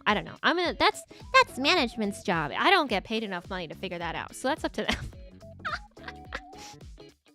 200,000 miles. That's not crazy, actually. I've seen some cars that have gone up to like 300,000. Can you have the upcoming streams on Twitch as well? Oh my gosh, I keep forgetting to do that. I'm gonna write that down in my weekly to-do list. On top of figuring out my schedule for the following week. When I make waiting rooms on YouTube, I need to also make schedule on Twitch. Because I have been meaning to do that, but my brain gets flooded and I forget. I'm gonna write it down right now, actually. Do I have a pen and paper here? Well, I only have lipstick, and I'm definitely not making a note with lipstick. Alright, there's paper, but there's no pen. I'll have management remind me again. Alright, let's go to the next slide. So, like I said, I literally only took like 4 pictures of the Twitch HQ. Actually, I'm not done with my story at Twitch. So we get to the Twitch HQ and Yuna leads me to her office. I'm like, oh, you have an office? That's really fancy. And she opens up this door and it just looks like a storage room. It's like, I'm like, this is not technically an office, but hey, you get to sit down and you have some setups back here. So she was really nice. She let me borrow a mouse.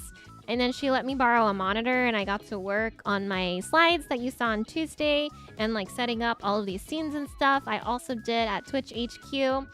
But the most fun part about being able to work alongside you was that we got to watch the Great British Baking Show together. We literally just like left it on for how many hours was that?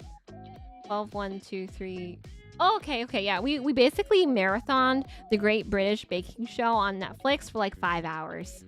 It was awesome. But like I was getting stressed out because, you know, sometimes things on the Great British Baking Show don't go according to plan.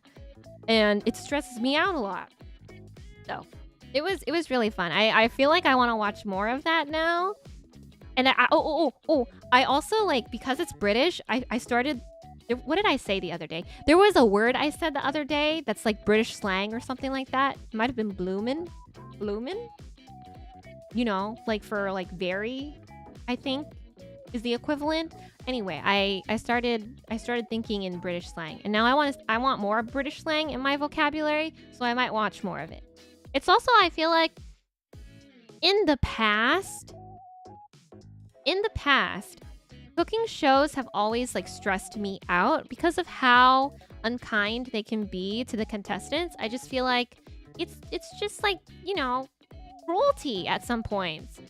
But for the Great British Baking Show, they were very neutral. They always gave feedback in a way that I can respect. In that show, I feel like they highlight something that needs improvement and then like highlight something that they did well, which in my opinion is how you are supposed to give any kind of critique or feedback. You know, saying what you did well and then saying what could use improvement. That's essentially like when I went to art school, that's how we were told to give feedback. So I really liked that it didn't upset me as much because of the way that the feedback is given to the contestants is like way nicer than some other shows. And also, like, the food is really hungry. It made me really hungry. After we watched that, I was so hungry for, like, pastries and stuff. The law office treatment where they put hires in storage spaces. I was a little bit concerned, but then, like, you know, the space is kind of big. It's just that there's, like, a lot of stuff going on in there. Oh, my gosh. 700,000 miles? What kind of car was that? Can I ask? I'm sorry if that's like really nosy, but I just need to know what kind of car you were driving. Like, what was the make? What was the model? Because that is a company I can trust. 700 miles. That is a fun show. Yeah, I recommend it to anybody who may potentially get stressed out by, you know, how cruel they can be on regular cooking shows.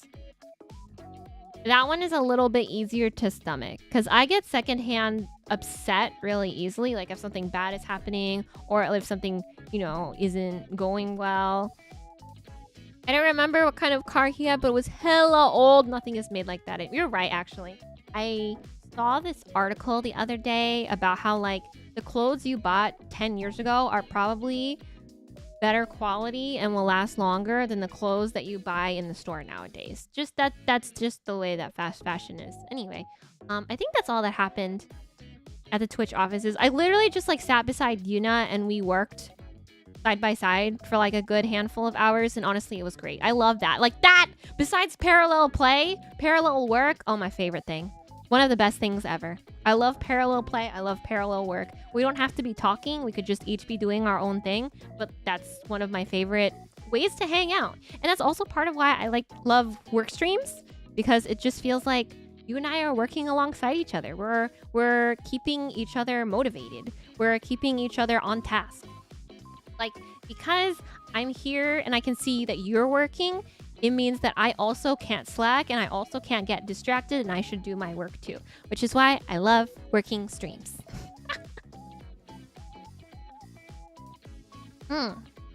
Parallel work, my beloved. Yeah, I just love being like productive together. And then at the end of the day, you can kind of, you know, celebrate in your own way. After I left the Twitch office, we went to go get some yummy food, and I ordered a fruit sandwich. So it was just like a sandwich with cream and strawberry and mango, and it was so freaking good. I want to go back there and order it again already. I actually contemplated seeing if the cafe that we went to was on DoorDash, so I could DoorDash it again before I had to leave, but I didn't want to, because then that would be spending too much money. But it was a really good day. Thank you, Yuna, for inviting me. I love her a lot. She just had her 3-year anniversary of streaming, I think. Yuna and I are actually pretty old friends. I think I've known her 12 years. I've known her for a long time at this point. It's been over a decade. So sometimes you'll probably hear me call her my childhood friend, because we did meet when we were young, when we were essentially still children. Like, if I met you when I was a minor, I consider you my childhood friend, because I was a child. We were children. Yeah, it's been a long time. Me and Yuna have known each other quite a long time. So the fact that we're still kind of in the same industry is really, really funny. We're both VTubers and we both work in tech. So we're quite alike. We've like, you know, and like many friend groups, we've always like, you know, sometimes we get into completely different fandoms and then we don't talk for a while, but then maybe we converge again and then we start talking again. So, you know, friends are like that. Longtime friends are like that. So we ate it. Okay. So here, I forgot I took this, but I was describing my disgusting little setup to you this morning and yesterday, but I actually took a picture of it before I left the hotel room. So there's the little desk. There's the little desk that I streamed from 2 days ago that I said doesn't have any, you know, no seat cushion, no back cushion, no nothing. Excuse me. So it's very uncomfortable to stream in that chair for even just like the 2 hours that I did it. You can see like how dark the hotel is, and I didn't take a picture, but I did almost take a recording of how loud the air conditioning is. So there's like, yeah, there's my sad little setup. And then on my way out of Twitch HQ, I actually saw Crunchyroll HQ, which shouldn't surprise me. I know I shouldn't be surprised that Crunchyroll HQ is in San Francisco too, but seeing Hime in the window, I was like, oh my god, that's the girl! That's the girl of all time. But then it reminded me that actually I don't think Hime has streamed in quite a while. I went to go visit her, what is it, her Twitter account the other day, just to like see if maybe I had just like missed her streams. But it actually looks like she hasn't streamed in quite a bit. I miss her. Please come back, Crunchyroll Hime. I miss you, please. So I decided to take pictures of like my gross setup, and then like, you know, everybody's queen. Converge on Hitalia. We don't talk about Hitalia in this day and age. I told you guys earlier that I really love transportation where I can just shut my brain off and do nothing. So far on this trip, I got to ride on both the BART and the Amtrak, and I do still love both very much. So I don't know how many know this, but I used to live in the Bay Area, actually, where Off-Kai is held. And so I was a constant rider on the BART, on the Bay Area Rapid Transit, or essentially the train that services the San Francisco Bay Area and San Jose and Oakland and stuff like that. So I used to ride on the BART quite often, but back then when I rode on the BART, all of the trains were old. All the trains are super old. So now I got on one and it was brand new. Oh, it was beautiful. It was beautiful. I love trains. I think they're so cool. I can't wait to visit Japan one day and be able to ride all of the fun little bullet trains they have there. Same with Europe. I know Europe relies a lot on trains too. So like for a train lover like me, Japan and Europe trips are going to be so train heavy. It is! Okay, so on the right-hand side here, is the Bay Area Rapid Transit. That's the BART train. So this is like a pretty new train, I think. They replaced all of the old ones, I think within the last year. The new ones have like these nice, smooth. They're not plastic, it's still cloth, but it's cloth that's less susceptible to getting dirty. So I feel like hopefully the trains don't stink as much as the old ones used to, because the kind of cloth on the chairs that were on the old BART trains were just very susceptible to holding dirt and smells and stuff like that.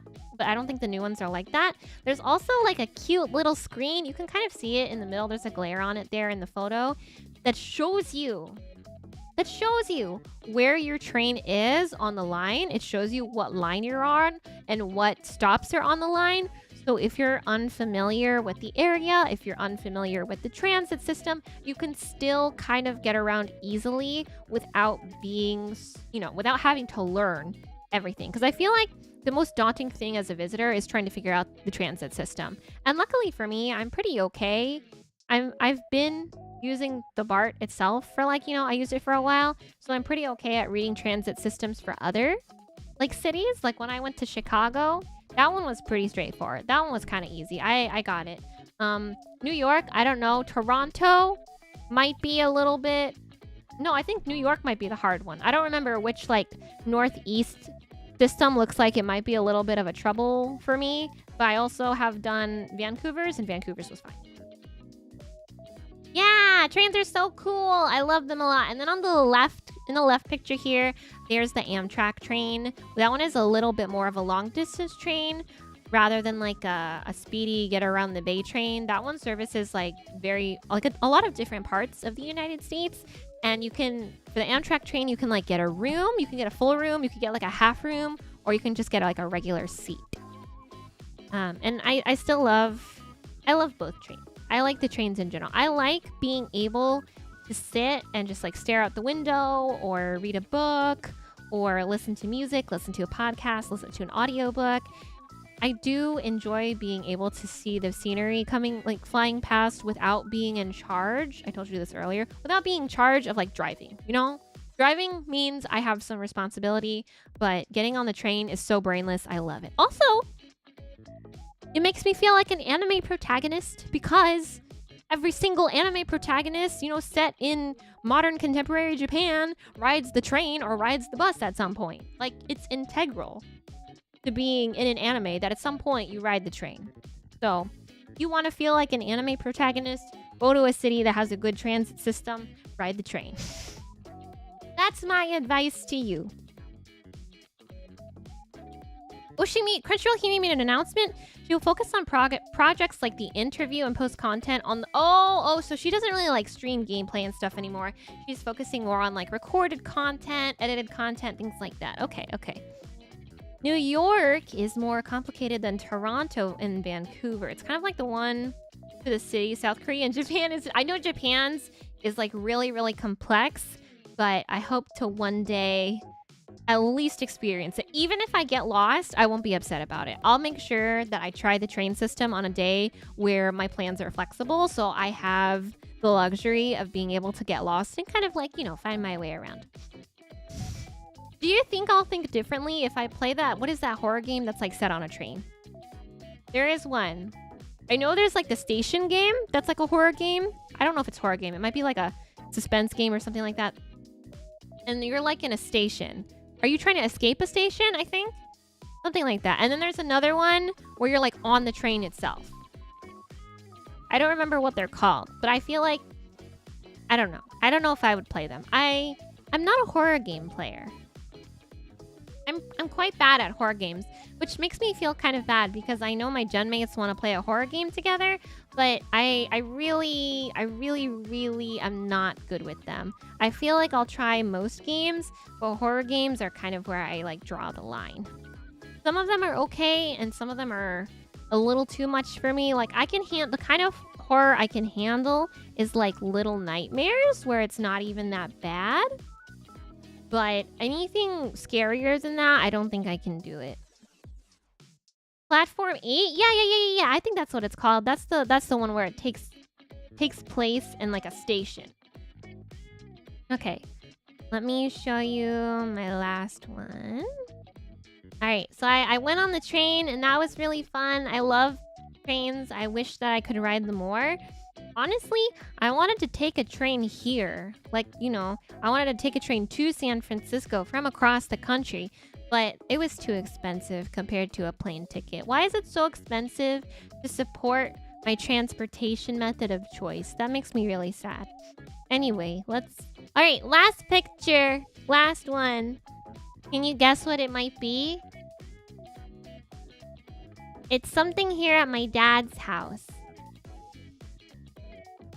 It's one cat. So, you know how I mentioned earlier that my brother has a cat, and I came over to my dad's house, and as soon as I was here, he was really friendly. He was like, hi, nice to meet you. But the first thing that he did when I got into the house, so I get into the house, and I take my shoes off and put them off to the side, and he puts his face in it. Fuji! Hello, Fuji. What an interesting time for you to join us. So, this is Ashton. Like Ashton Kutcher. Like Ashton Martin. Cutest chinchilla racer queen ever. Who I also met at Off Kai, actually. So, this is my brother's cat. His face is really puffy because he's not fixed yet. And apparently male cats, if you don't fix them early on in their lives, their cheeks get puffy like that. And I think it's really cute. It makes me sad that my cats don't have that because they were fixed very early in their lives. So, unfortunately, though, your cats should stay fixed because we have an influx. We have too many cats that need homes. So, really, we should not be making more cats. So, please get your animals fixed. But that's why his cheeks are so cute and pinchable. Like with most cats, you can't really like take their little faces in your hands and pinch their cheeks, you know? You can't do that. If you have a cat, go try it. If you have a cat that doesn't have cheeky cheeks like this, go try it. I guarantee there won't be anything to grab. There won't be anything to squeeze to pinch. But this cat, he's got cheekers on him. You can pinch his cheeks and you can feel the fat on his cheeks. It's very cute. He's really friendly. I told you earlier that literally I came in, I put all my stuff down. I've been in this house like an hour, probably an hour and a half max. And I decided to go lay down in the guest room. And he's like, oh, I'm gonna hang out with you. You're my buddy right now. So like he comes and he takes a little nap with me. It's cute. He is cute. But however, yes, I'm a little concerned about his fascination, not just with shoes, but with feet. So, you know, when I came home and I took my shoes off, he put his head in, but he didn't just put his head in and then take it out. He put his head in and kept shoving his head further and further into my shoe as much as he possibly could, to the point where he was pushing my shoe around the house. He got he pushed it all the way into the living room from the kitchen. So I was like, sir, is this normal for you? Is this just another... I don't know. You know, cats. That cat's a little freak. I'm just very curious about what he thinks about feet. So he pushed my shoes around, and then he's... Should I tell you this? Should I tell you? He pushed my shoes around, and then when I dumped, you know, the good daughter I am, I come to my father's house, and immediately I'm like, let me use your facilities. So I'm like, I saved all of my dirty laundry, and I'm going to do it here at my dad's house before I go home, so I don't have to do it at my own house and pay for it on my own dollar. So I just like, I take all of my dirty clothes out of my luggage and I put them in a pile so I can, you know, prepare them for cleaning. And this cat, he starts like digging around in this pile and like, you know, cuddling with my dirty clothes. And I'm like, kid, dude, help. Help. I don't know if I should let you keep doing that. I don't know if it's right to not stop you. And then, like, you know, I wake up this morning from sleeping and I just look over and I see him sleeping in my pile of dirty clothing. And I'm like, well, I guess it isn't bad. The only thing that would like get on you is like my sweat. Those clothes are all dry. I don't really sweat that much. Well, I suppose it's not a big deal, but I just can't help but feel like I should stop you. So, he's a very friendly cat. He's very nice, very cuddly, very vocal too. If he wants you to hang out with him, he'll say so. But just has a few personality quirks that I'm a little curious about. That cat is an isekai. Oh no! How do I bring him his body back? Like, y'all, that cat is getting fixed in 2 weeks. If he's an isekai pro tag, he better figure his shit out soon before he gets the snip snip. But he's so cute. Actually, I think it would just be better if he stayed that way. I don't know what kind of life you lived in the past, buddy, but it's whatever you have now, it's probably better. The kind of life you're living right now, definitely an improvement. I don't know what kind of life you had before. So he's really cute. Actually, earlier, when I started the stream, he was outside the door meowing because he wanted to come inside and hang out with me. He's really sociable. He's very social. And like, this is why we're like, you know, this cat could get kidnapped and he wouldn't even care because he's so friendly. He can't be a guard cat because if we had a house intruder, he would just be like, all right, another friend, a new buddy. So, but like, you know, you don't get a lot of cats that are friendly. Which is why earlier somebody was just like, are you sure you're not a cat? I was like, well, I don't know if I feel like I might be too friendly to be a cat, but if I was like, you know, this cat is really friendly, so maybe I could be a cat.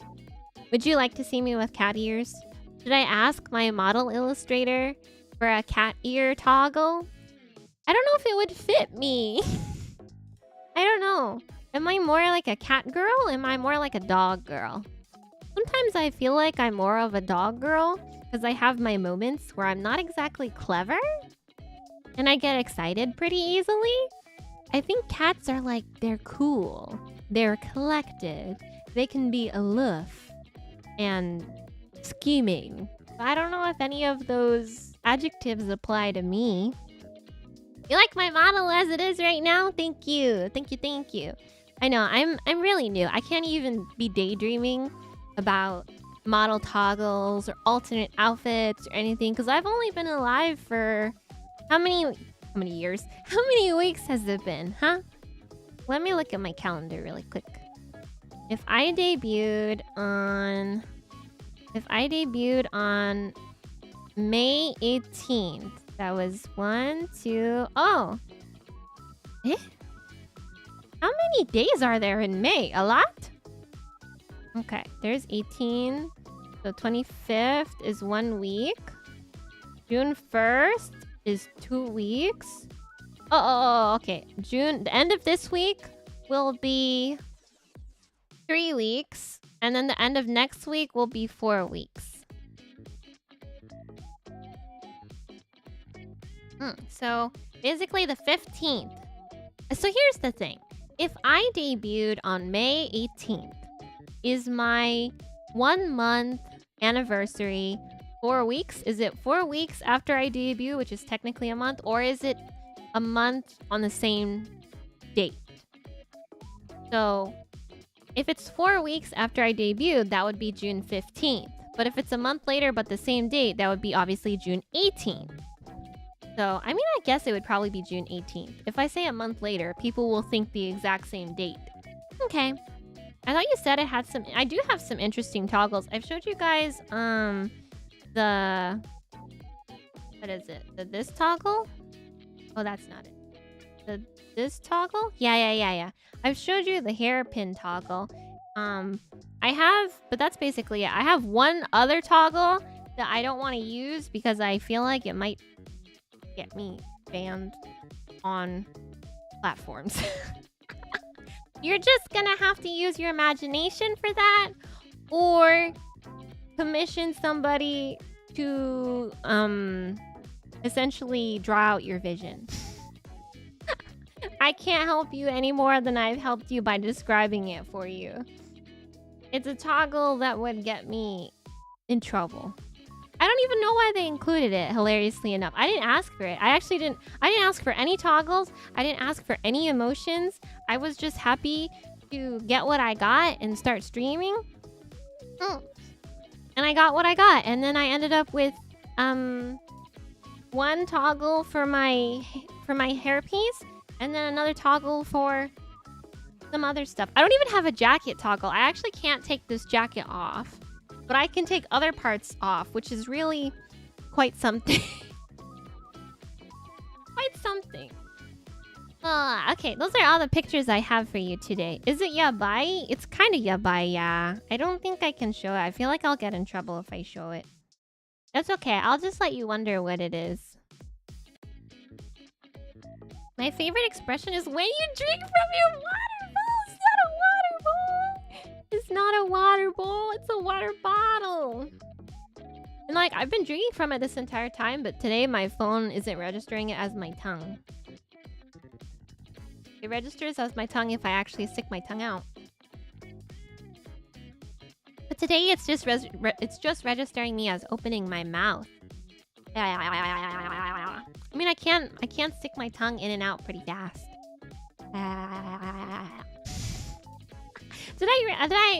Was it necessary for Fiona to demonstrate? No. No, it was not. So, yeah. The gates of heaven forever beyond our reach. No, it's okay. When I was at Offkai, I got to talk to some friends who know very many people who can illustrate fun and spicy stuff. So, who knows? Maybe I'll take my lovely little company paycheck and I'll commission some art that you can view on either in community posts or maybe on Twitter, where I won't get in trouble for showing stuff on stream. What that tongue do? It does all kinds of stuff, but you know what it doesn't do? I can't fold it. I remember I went to a meetup, and the meetup had like a bingo card where the intention was to make you socialize and like chat with the other people who were there to find out who could do the things that were listed on the bingo card. And one of the things on the bingo card was somebody who can roll their tongue. And I was like, oh, that's not me. Bleh. Bleh. Excuse me. Bleh. I can't do it. It doesn't do anything. I don't know how you do it. I think it's a gene. I think it's like a special gene. My tongue doesn't like fold. It doesn't roll. I can roll it up like a fruit roll up inside my mouth, like in and out. But like, you know when you stick it out and it kind of folds in half? I'm pretty sure that's what rolling your tongue is, and I can't do that. It's just flat. It doesn't do anything. It's like that. If you needed a tongue roller, I'd have been able to. Yeah, I can't do it. I feel like most people are able to do it. I'm just an outliner. I'm just an outlier with a defective tongue. Bleh. Oh, do you mean roll? When you say roll your tongue, do you mean roll your R's? I can roll my R's easily. Just like purring. Just pretend you're a cat. Crispy. Risque. What else is a good word? Ridiculous. You just have to relax. I think people who think too hard about rolling their R's become too tense, and then the tongue doesn't do the thing that it's supposed to. Just practice purring. Easy. Just pretend you're a cat. You just have to roleplay a cat for enough hours, and then you gain the R rolling skill after enough experience. Rambunctious. But also, it's fun. It's fun. And like, I think rolling your R's is a skill. I'm gonna change to chatting because we're just yapping now. I think that rolling your R's is a skill that you could pick up. You know, it's a skill that you could learn. But rolling your tongue, I really don't think I can learn to roll my tongue. I just don't think I have the muscles in my tongue for it. I'm gonna adjust myself a little bit because I know earlier, Pethis was like, "Why are you looking so blurry today, Auntie?" Because I made myself so big. Okay, I'm sorry. I'm sorry for lying about my size. I'm sorry for exaggerating my bigness a little bit. I wanted to be all up in your face and close to you. Cat ASMR. You want me to do ASMR where I roleplay a cat? I don't think I could do that. Okay, POV. I'm your cat, and I am sitting on your keyboard while you write an important email, and all that you see going across the screen is Oh, I've shifted. My big butt has now sat on a different letter. It's now backslash.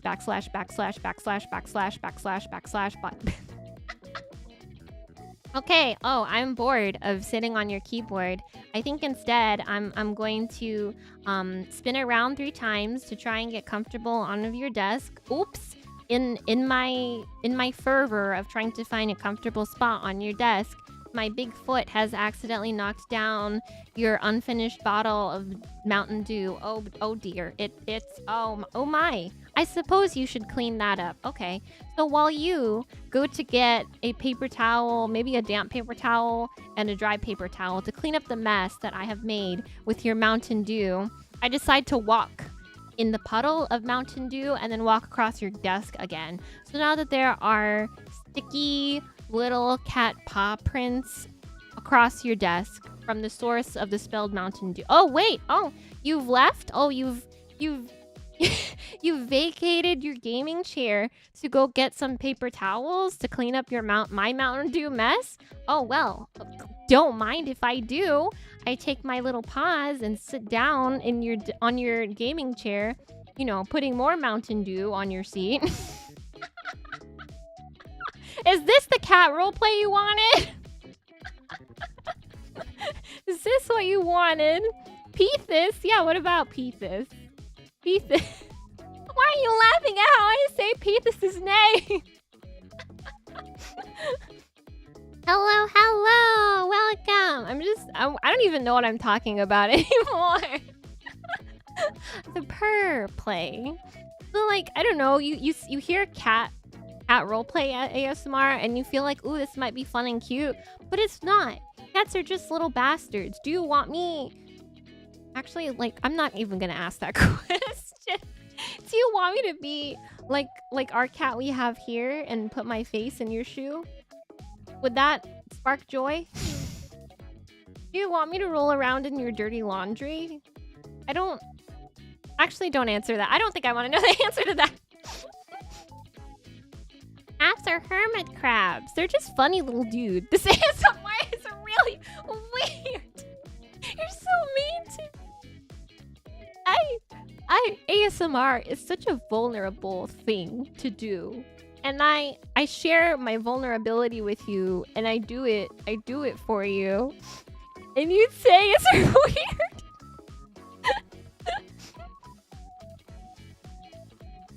You don't want, I mean, so here's the thing. My idea is that I don't think my feet particularly smell, but obviously there's gonna be sweat in there. There's gonna be some kind of odor in there. I don't think anybody would want to put their face in my shoe either. And yet we have photo evidence of Mr. Cat not just doing it once, but doing it continuously. I have concerns. So, you know, you never know. You know? You cannot assume you can't assume somebody else's preference. You never know. You might be surprised. Yeah, and I'll say it again. You're so mean to me. Why do you hate me? Why do you hate me? Why do you hate me? My favorite thing to say when I ask, not necessarily I ask, when somebody doesn't do something I want them to do, and it's like I don't usually ask for a lot, you know, like something really minor, like, can you hand me that water or whatever? And they're like, it's right there, can't you reach it yourself? And then I'll immediately, why do you hate me? Why do you hate me? Do you hate me? Oh, you hate me. And like the hilarious thing is, Yuna also does it, but she doesn't do why do you hate me? She just does, you hate me, you hate me. I'm sorry. Is this male wife mansplain manipulate? You think I spark joy? Thank you. Thank you, thank you. I hope regardless of what, you know, the amount of time we spend together, that you are having fun or having a good time or even relaxing while you're here with me. If Fiona prefers me to be stinky, my hygiene routine will be in shambles. No, it's okay. So for me personally, I think there's like a healthy amount. Like there are some things that you can't control, you know? Like I have worked with people who, like, you know, they've been at like a 4-hour shift, you know, just a really short 4-hour shift where they do like not a ton of physical work, but like, you know, the expected amount of physical work that you would do over a 4-hour shift. And they have, you know, I've been able to like smell that they're sweating, and I think that's okay. You know? It's like sometimes some people, like, here's the thing. I have learned that people in South Korea have evolved past the need for deodorant. They don't need it. A lot of us on the other sides of the world need it. But in South Korea, they don't need it. They don't sweat like us. They don't smell like us. So I have just accepted that everybody is different, and some people sweat a lot and some people hardly sweat at all. So I can't hold something that you are born with against you. But I do think, you know, how like a regular healthy cleaning schedule is beneficial for everyone. Just so you like don't get sick, you know? Don't get sick. So you're, you know, everything is in order. Whiny voice Fiona is one of my, you like that? What's wrong with you? I'd fully expect someone would want to sniff your boots. How about, do I have them? What if I smelled them and I just told you how they smell? Where did I put them? I don't know where they are. I think they're in my luggage somewhere. I don't anticipate that they would smell like horrible, but I don't think they'd smell good either. But like, I don't know. I remember reading that it's related to your earwax. What? Actually, I think that makes sense. Because don't people produce both different types of earwax and like different amounts of earwax? Your body is just, you know, your body is unique. I can't judge you for being who you are. As a mixed Korean, this is even more brutal. I'm sorry. I don't know what it is. Because I have literally read stories of people who, like, you know, go to study in Korea or go to teach in Korea, and they're like, where can I buy some deodorant? And their host family is literally like, what are you talking about? What is that? So I could understand. Like, I could believe it. I'm very envious. I'm very envious because I feel like that's so elite. Just evolve. Just evolve past, you know, past the need for deodorant. But unfortunately, not all of us are God's favorite.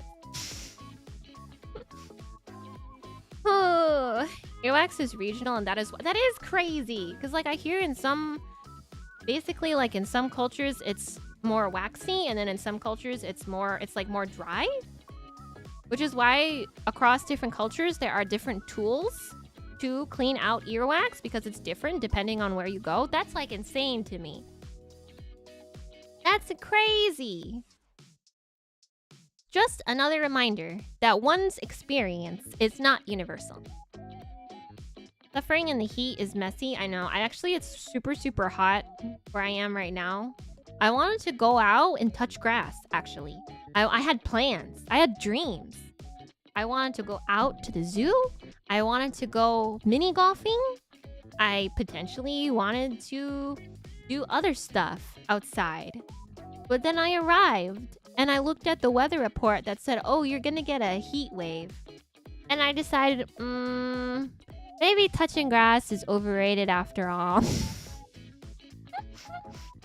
No. Ugh. Ear licking ASMR for dry earwax. I don't even wanna imagine. I don't know. I'm sure someone somewhere out there, that's their thing, but Fiona Font Angels, it is not her thing.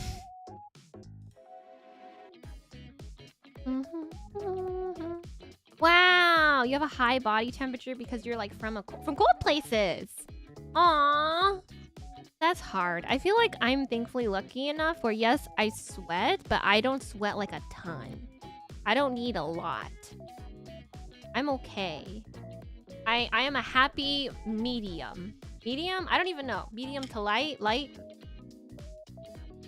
So if you're currently living somewhere where it's super hot, please take it easy. Don't go outside, more than you absolutely need to. Don't stay outside too long. Drink enough water. Find an indoor activity to do, like hanging out with me. But I can't even do anything besides like stream and talk to you guys because games don't work on my computer.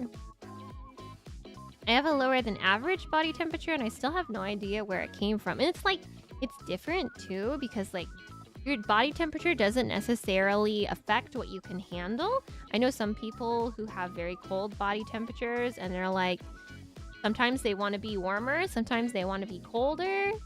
There's no way to predict it. I like the cold, but I evenly acclimate to the heat. I prefer the cold. My favorite season is fall because I think it's the prettiest, but I actually think fall and spring basically in some places don't exist anymore. You get fall and spring for like 2 months.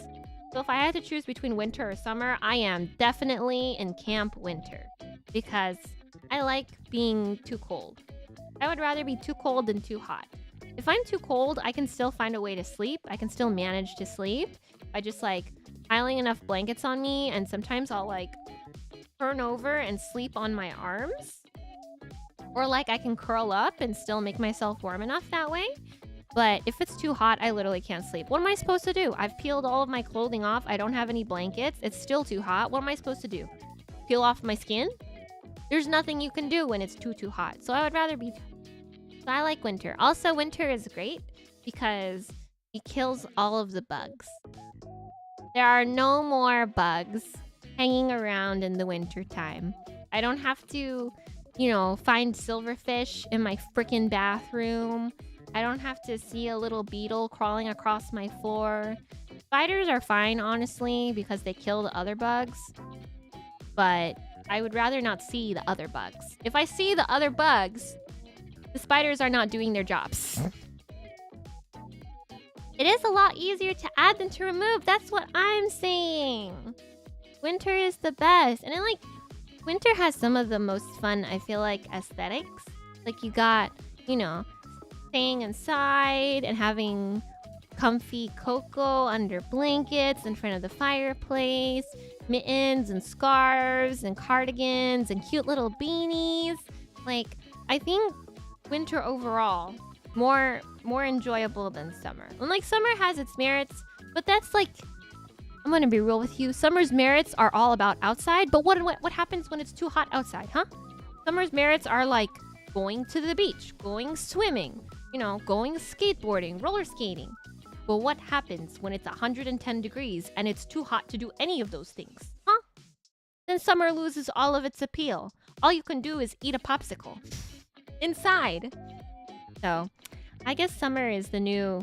Because, like, you know, I feel like in the past, winter used to be like the indoors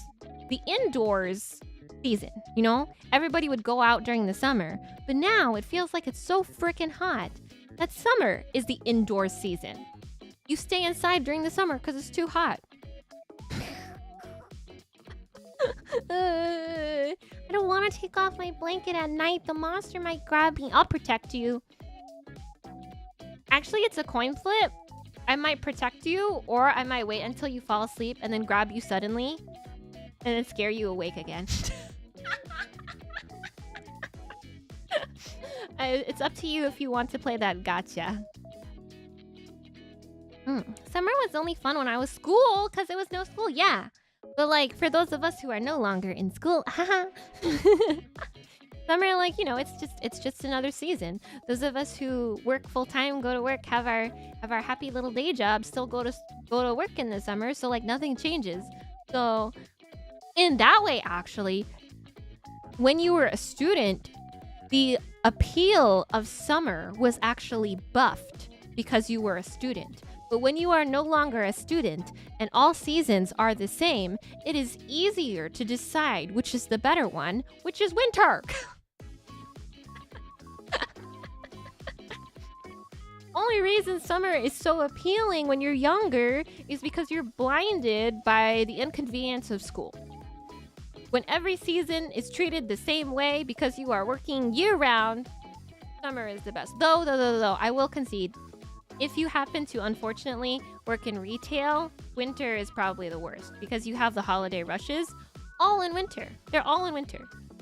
Black Friday is in winter. Christmas is in winter. Like New Year's in winter.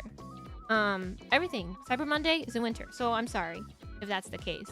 You might hate winter if you work in retail, but I do think it's the best season. Why is there an attractive anime girl in my room? I'm your sleep paralysis demon. That's my secret identity.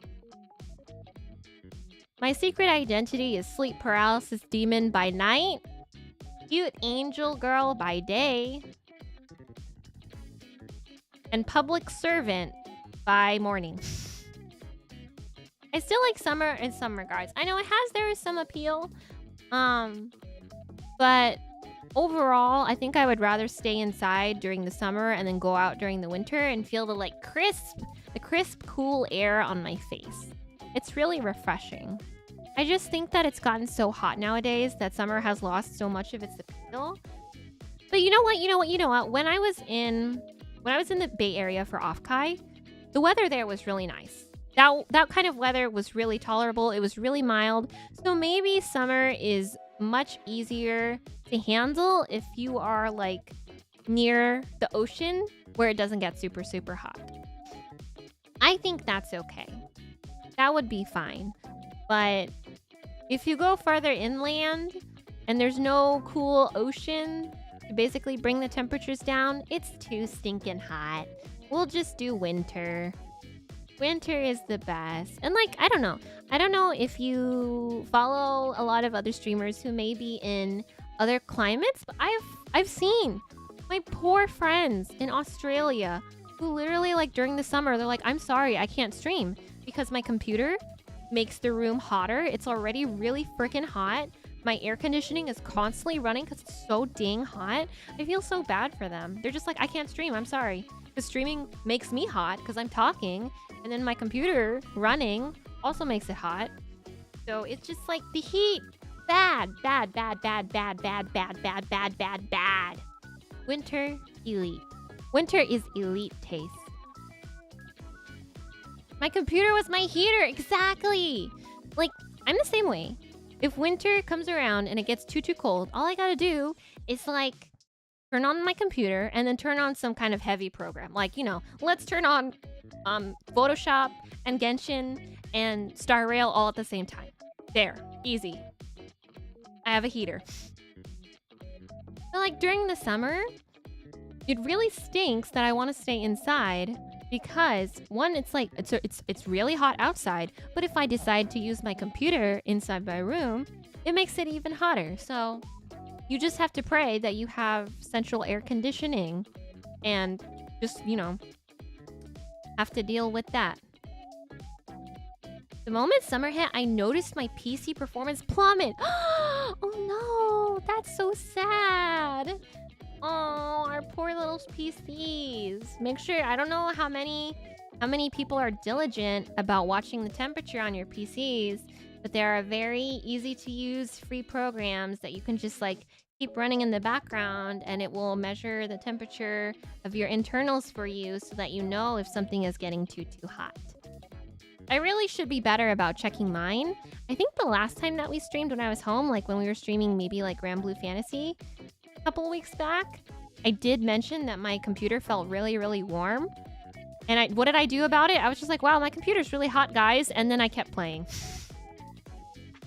I should be a little bit better about that because if you treat your computer like that, I feel like its longevity is going to decrease. I'm covering my temp monitors right now. Oh, I'm sorry. I'm sorry I don't have my zoom right now, or I could make myself small, and then I would probably get out of the way. I'm sure it's fine. I don't think it's that hot today. Yesterday was warmer, in my opinion. Oh, the heat makes me kind of sleepy. I think it's time for a nap. What time is it? Oh, it's like 7. Yeah, I think it's time for a nap. The heat makes me sleepy. Like, I think winter time. So, summer and winter are both the same kind of beast, but in different ways. The heat in summer makes me sleepy, just because, being warm and comfy makes you sleepy. Whereas in the winter, because there's not so much sunlight, I get sleepy because I haven't seen the sun in God knows how long. And it's so dark. It gets dark so early. It gets dark at 5 o'clock. So at 5 o'clock, I'm like, oh, is it time for bed? Don't forget to clean the dust. Yeah, that's important. I haven't done that in a while. I'll probably do that once I move out of my little apartment soon. I'm going to be moving soon. Probably at the end of this month. So we might have to do a couple of packing streams. I might either packing streams or packing spaces. So for those of you who are not on Twitter, there is essentially something called a Twitter space where I can talk to you guys and you can respond to me via mentions and stuff like that. So that way I can essentially still talk to you and interact with you, but not have to set up my computer. It lets me be a little bit more mobile. The new app, if you've watched if you've watched any of the Prima Project talents, some of them have joined an app called AnniLive that lets you essentially do the same thing. It's like a Twitter space from your phone, but you can still see me and you can still comment. I'm trying to look into something like that I can use while I pack, so I don't have to like set up my computer. I can just bring my phone. I can just bring you guys with me. I don't know if any of you have ever had this experience, but like sometimes I'll be hanging out with my friends on like Discord, And I'll just be like, okay, I'm taking you guys with me to the kitchen, and I'll just bring my phone with me to the kitchen. I'll cook something while I'm talking to my friends. Sometimes I'll show them what I'm cooking, and so on and so forth. So hopefully, once I get around to getting my move finalized, once I start packing stuff, I really would like to have that little app where I can just take you guys with me, and you can come with me when I start packing up all my boxes and moving things around. That way I don't have to be stuck at my computer, and I can still stream and talk to you while being mobile. That's the goal. So I'll let you know if that ends up happening, but regardless, it's probably going to be closer to the end of the month. I would feel my PC to see how warm it's getting. Yeah, I used to it's right beside where I put my feet. So I literally just have to put my leg up against it. And if my leg is a little scalding, that's when I know that, oh, maybe I should take it easy. Or maybe I should lower the settings on whatever I'm doing. Yeah, there isn't really much you can do other than close programs when it really gets hot. Yeah. But when we were doing Grand Blue Relink, I didn't have too many things open. I just think Relink is kind of heavy on my PC. after I move, one of my goals is to start upgrading some of my parts because I bought all of them in 2019. So I think some of them may be due for an upgrade, especially because when I bought my PC parts in 2019, some of them weren't top of the line at the time. So I already bought things that weren't top of the line in 2019, so I can't even imagine how they must have aged at this point. Why not just set up a Discord server? So that's actually something that's up to my company. It's my company who controls whether or not we have a Discord server, and at the moment they don't see a reason for us, or like they don't see a big demand for us to have one. And it would take a lot of extra resources to basically set up one and manage one.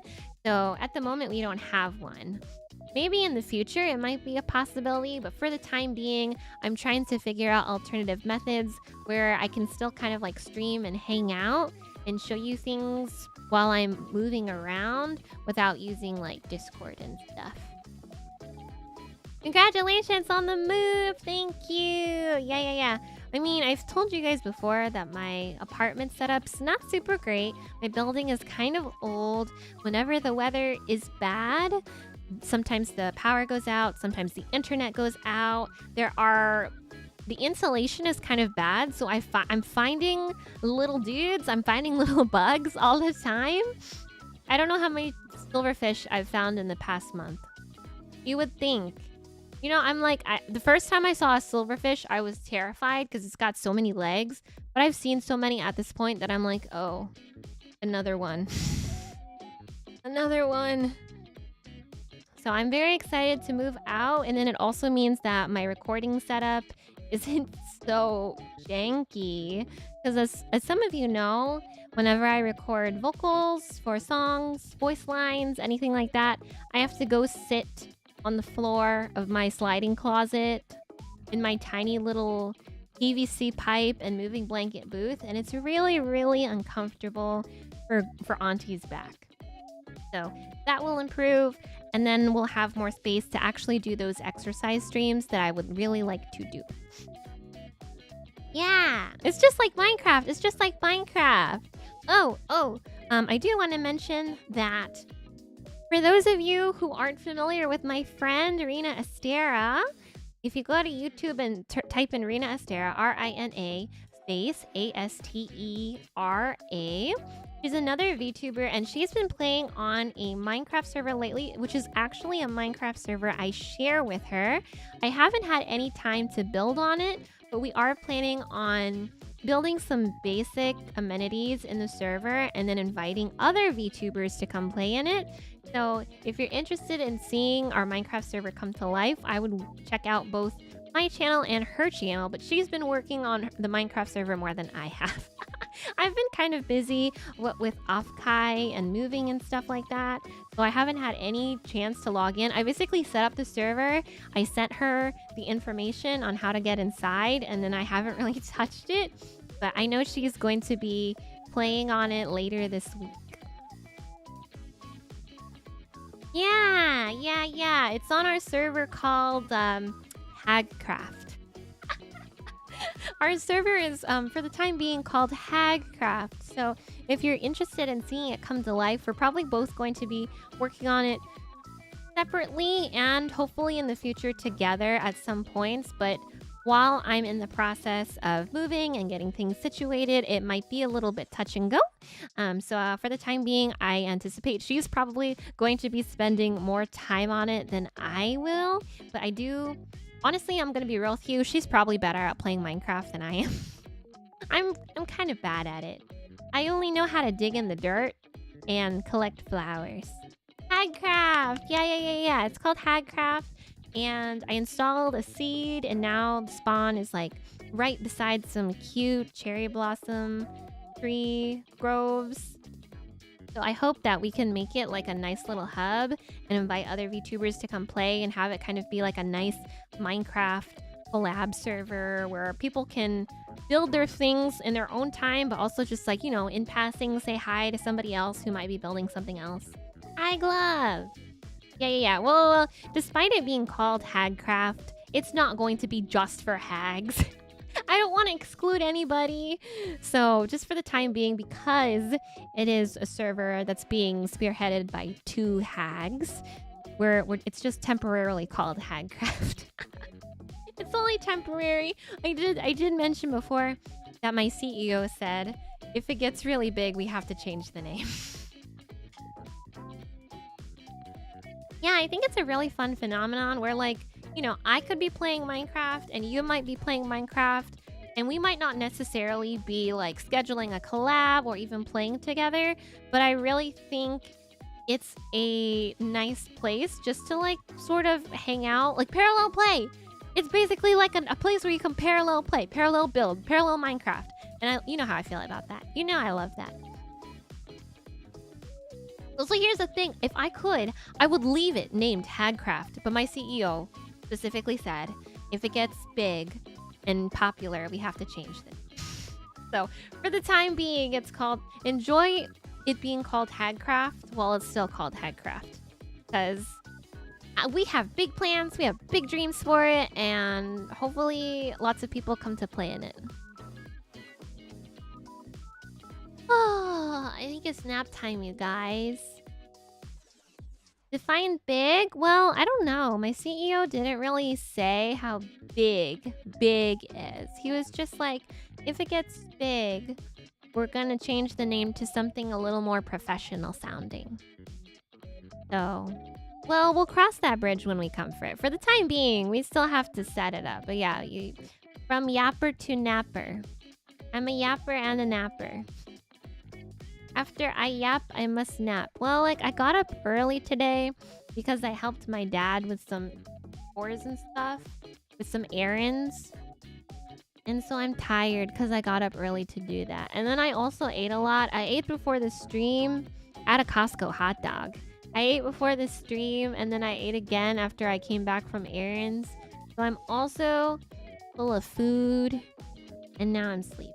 Yeah, I think I'm tired, you guys. I think it's time for me to go take a nap or go to sleep. But thankfully, the internet started behaving again after that little hiccup, those few hiccups. So I'm glad that it didn't interrupt the rest of our hangout time. I need to stretch. And like, thankfully, since I have today's setup is way more comfortable than yesterday's. It's easier for me to... Hey. Is there any news on the reference sheet? There might be a delay. Oh, I asked my CEO about it, and I think the artist who worked on my illustration is currently either inundated with work or on break for health reasons, or possibly both. But I will follow up with my CEO again to just double check so I can give you a concise answer, okay? I'll probably post the answer on Twitter when I find out what's happening. So there is some stuff in the air right now. One of them is my reference sheet. If you've noticed, if you've gone on our Twitter accounts, you'll notice that I'm the only one that doesn't have one. I don't have a turnaround sheet.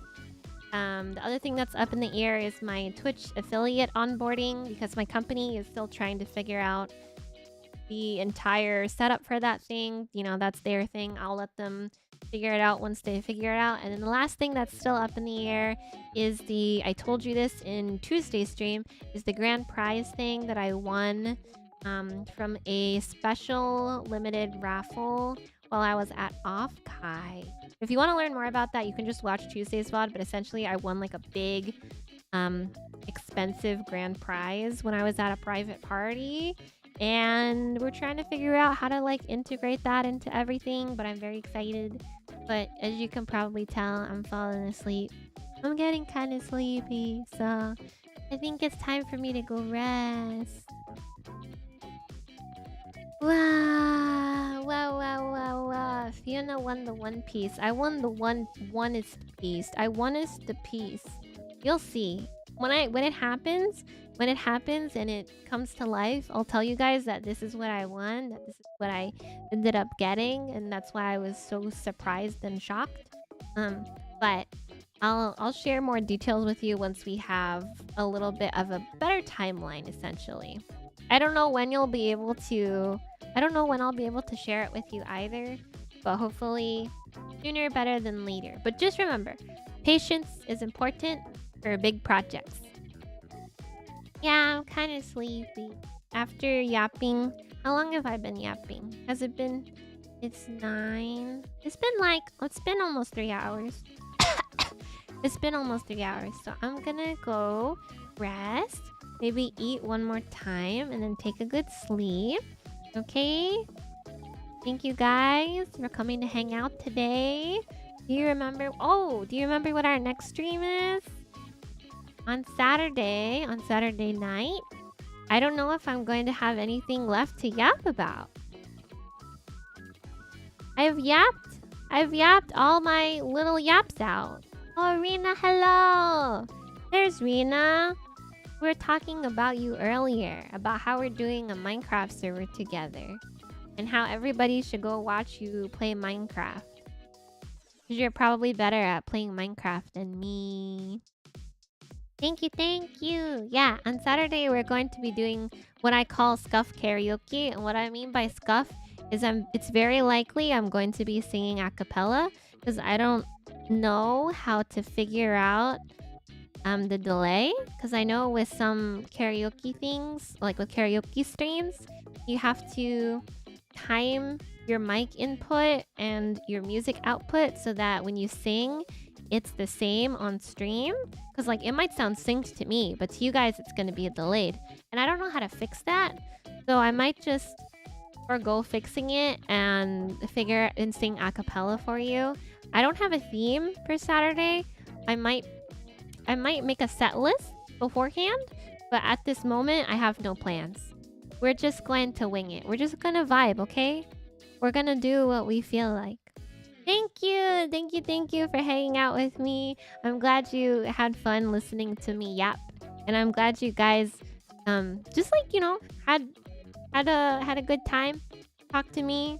Didn't leave me to talk to myself, even though I totally could talk to myself. I do it all the time at work.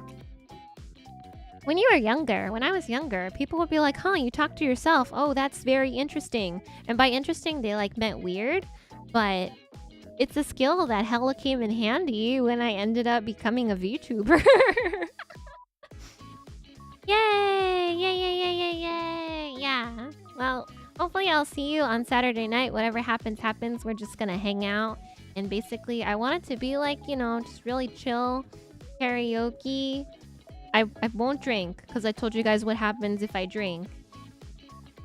I won't drink because you guys know what happens if I drink. I'm just gonna fall asleep. There's gonna be karaoke for 15 minutes. I'm gonna say, uh-oh, you guys, I'm eepy, and then I'm gonna fall asleep. So I'm gonna, like, you know, have fun and party, but like no alcohol.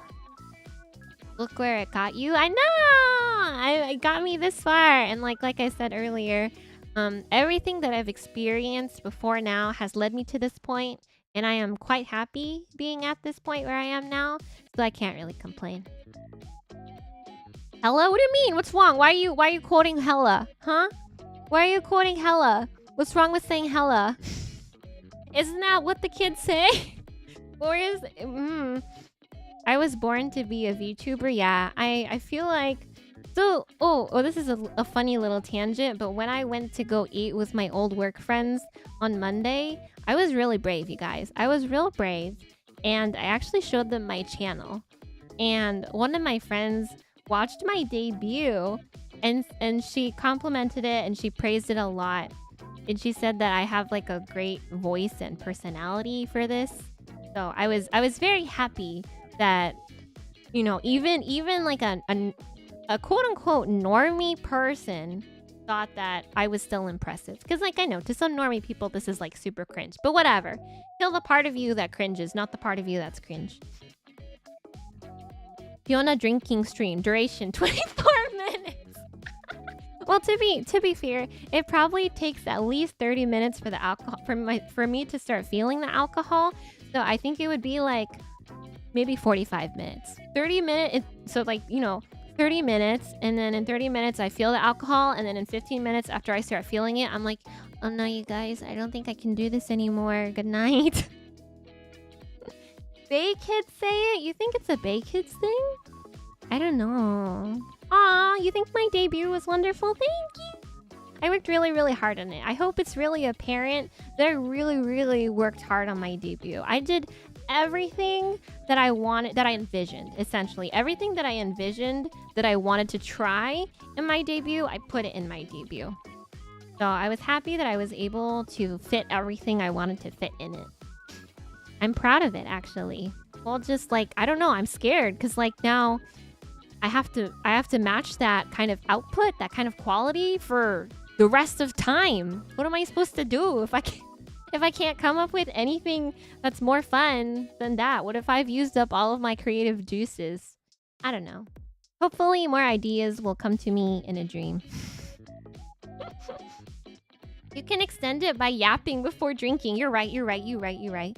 So as long as I yap for like an hour and then I take a little sip and then in an hour and a half, that's when the alcohol will hit. And then in an hour and 45 minutes, I'll be like, okay, guys, time to sleep.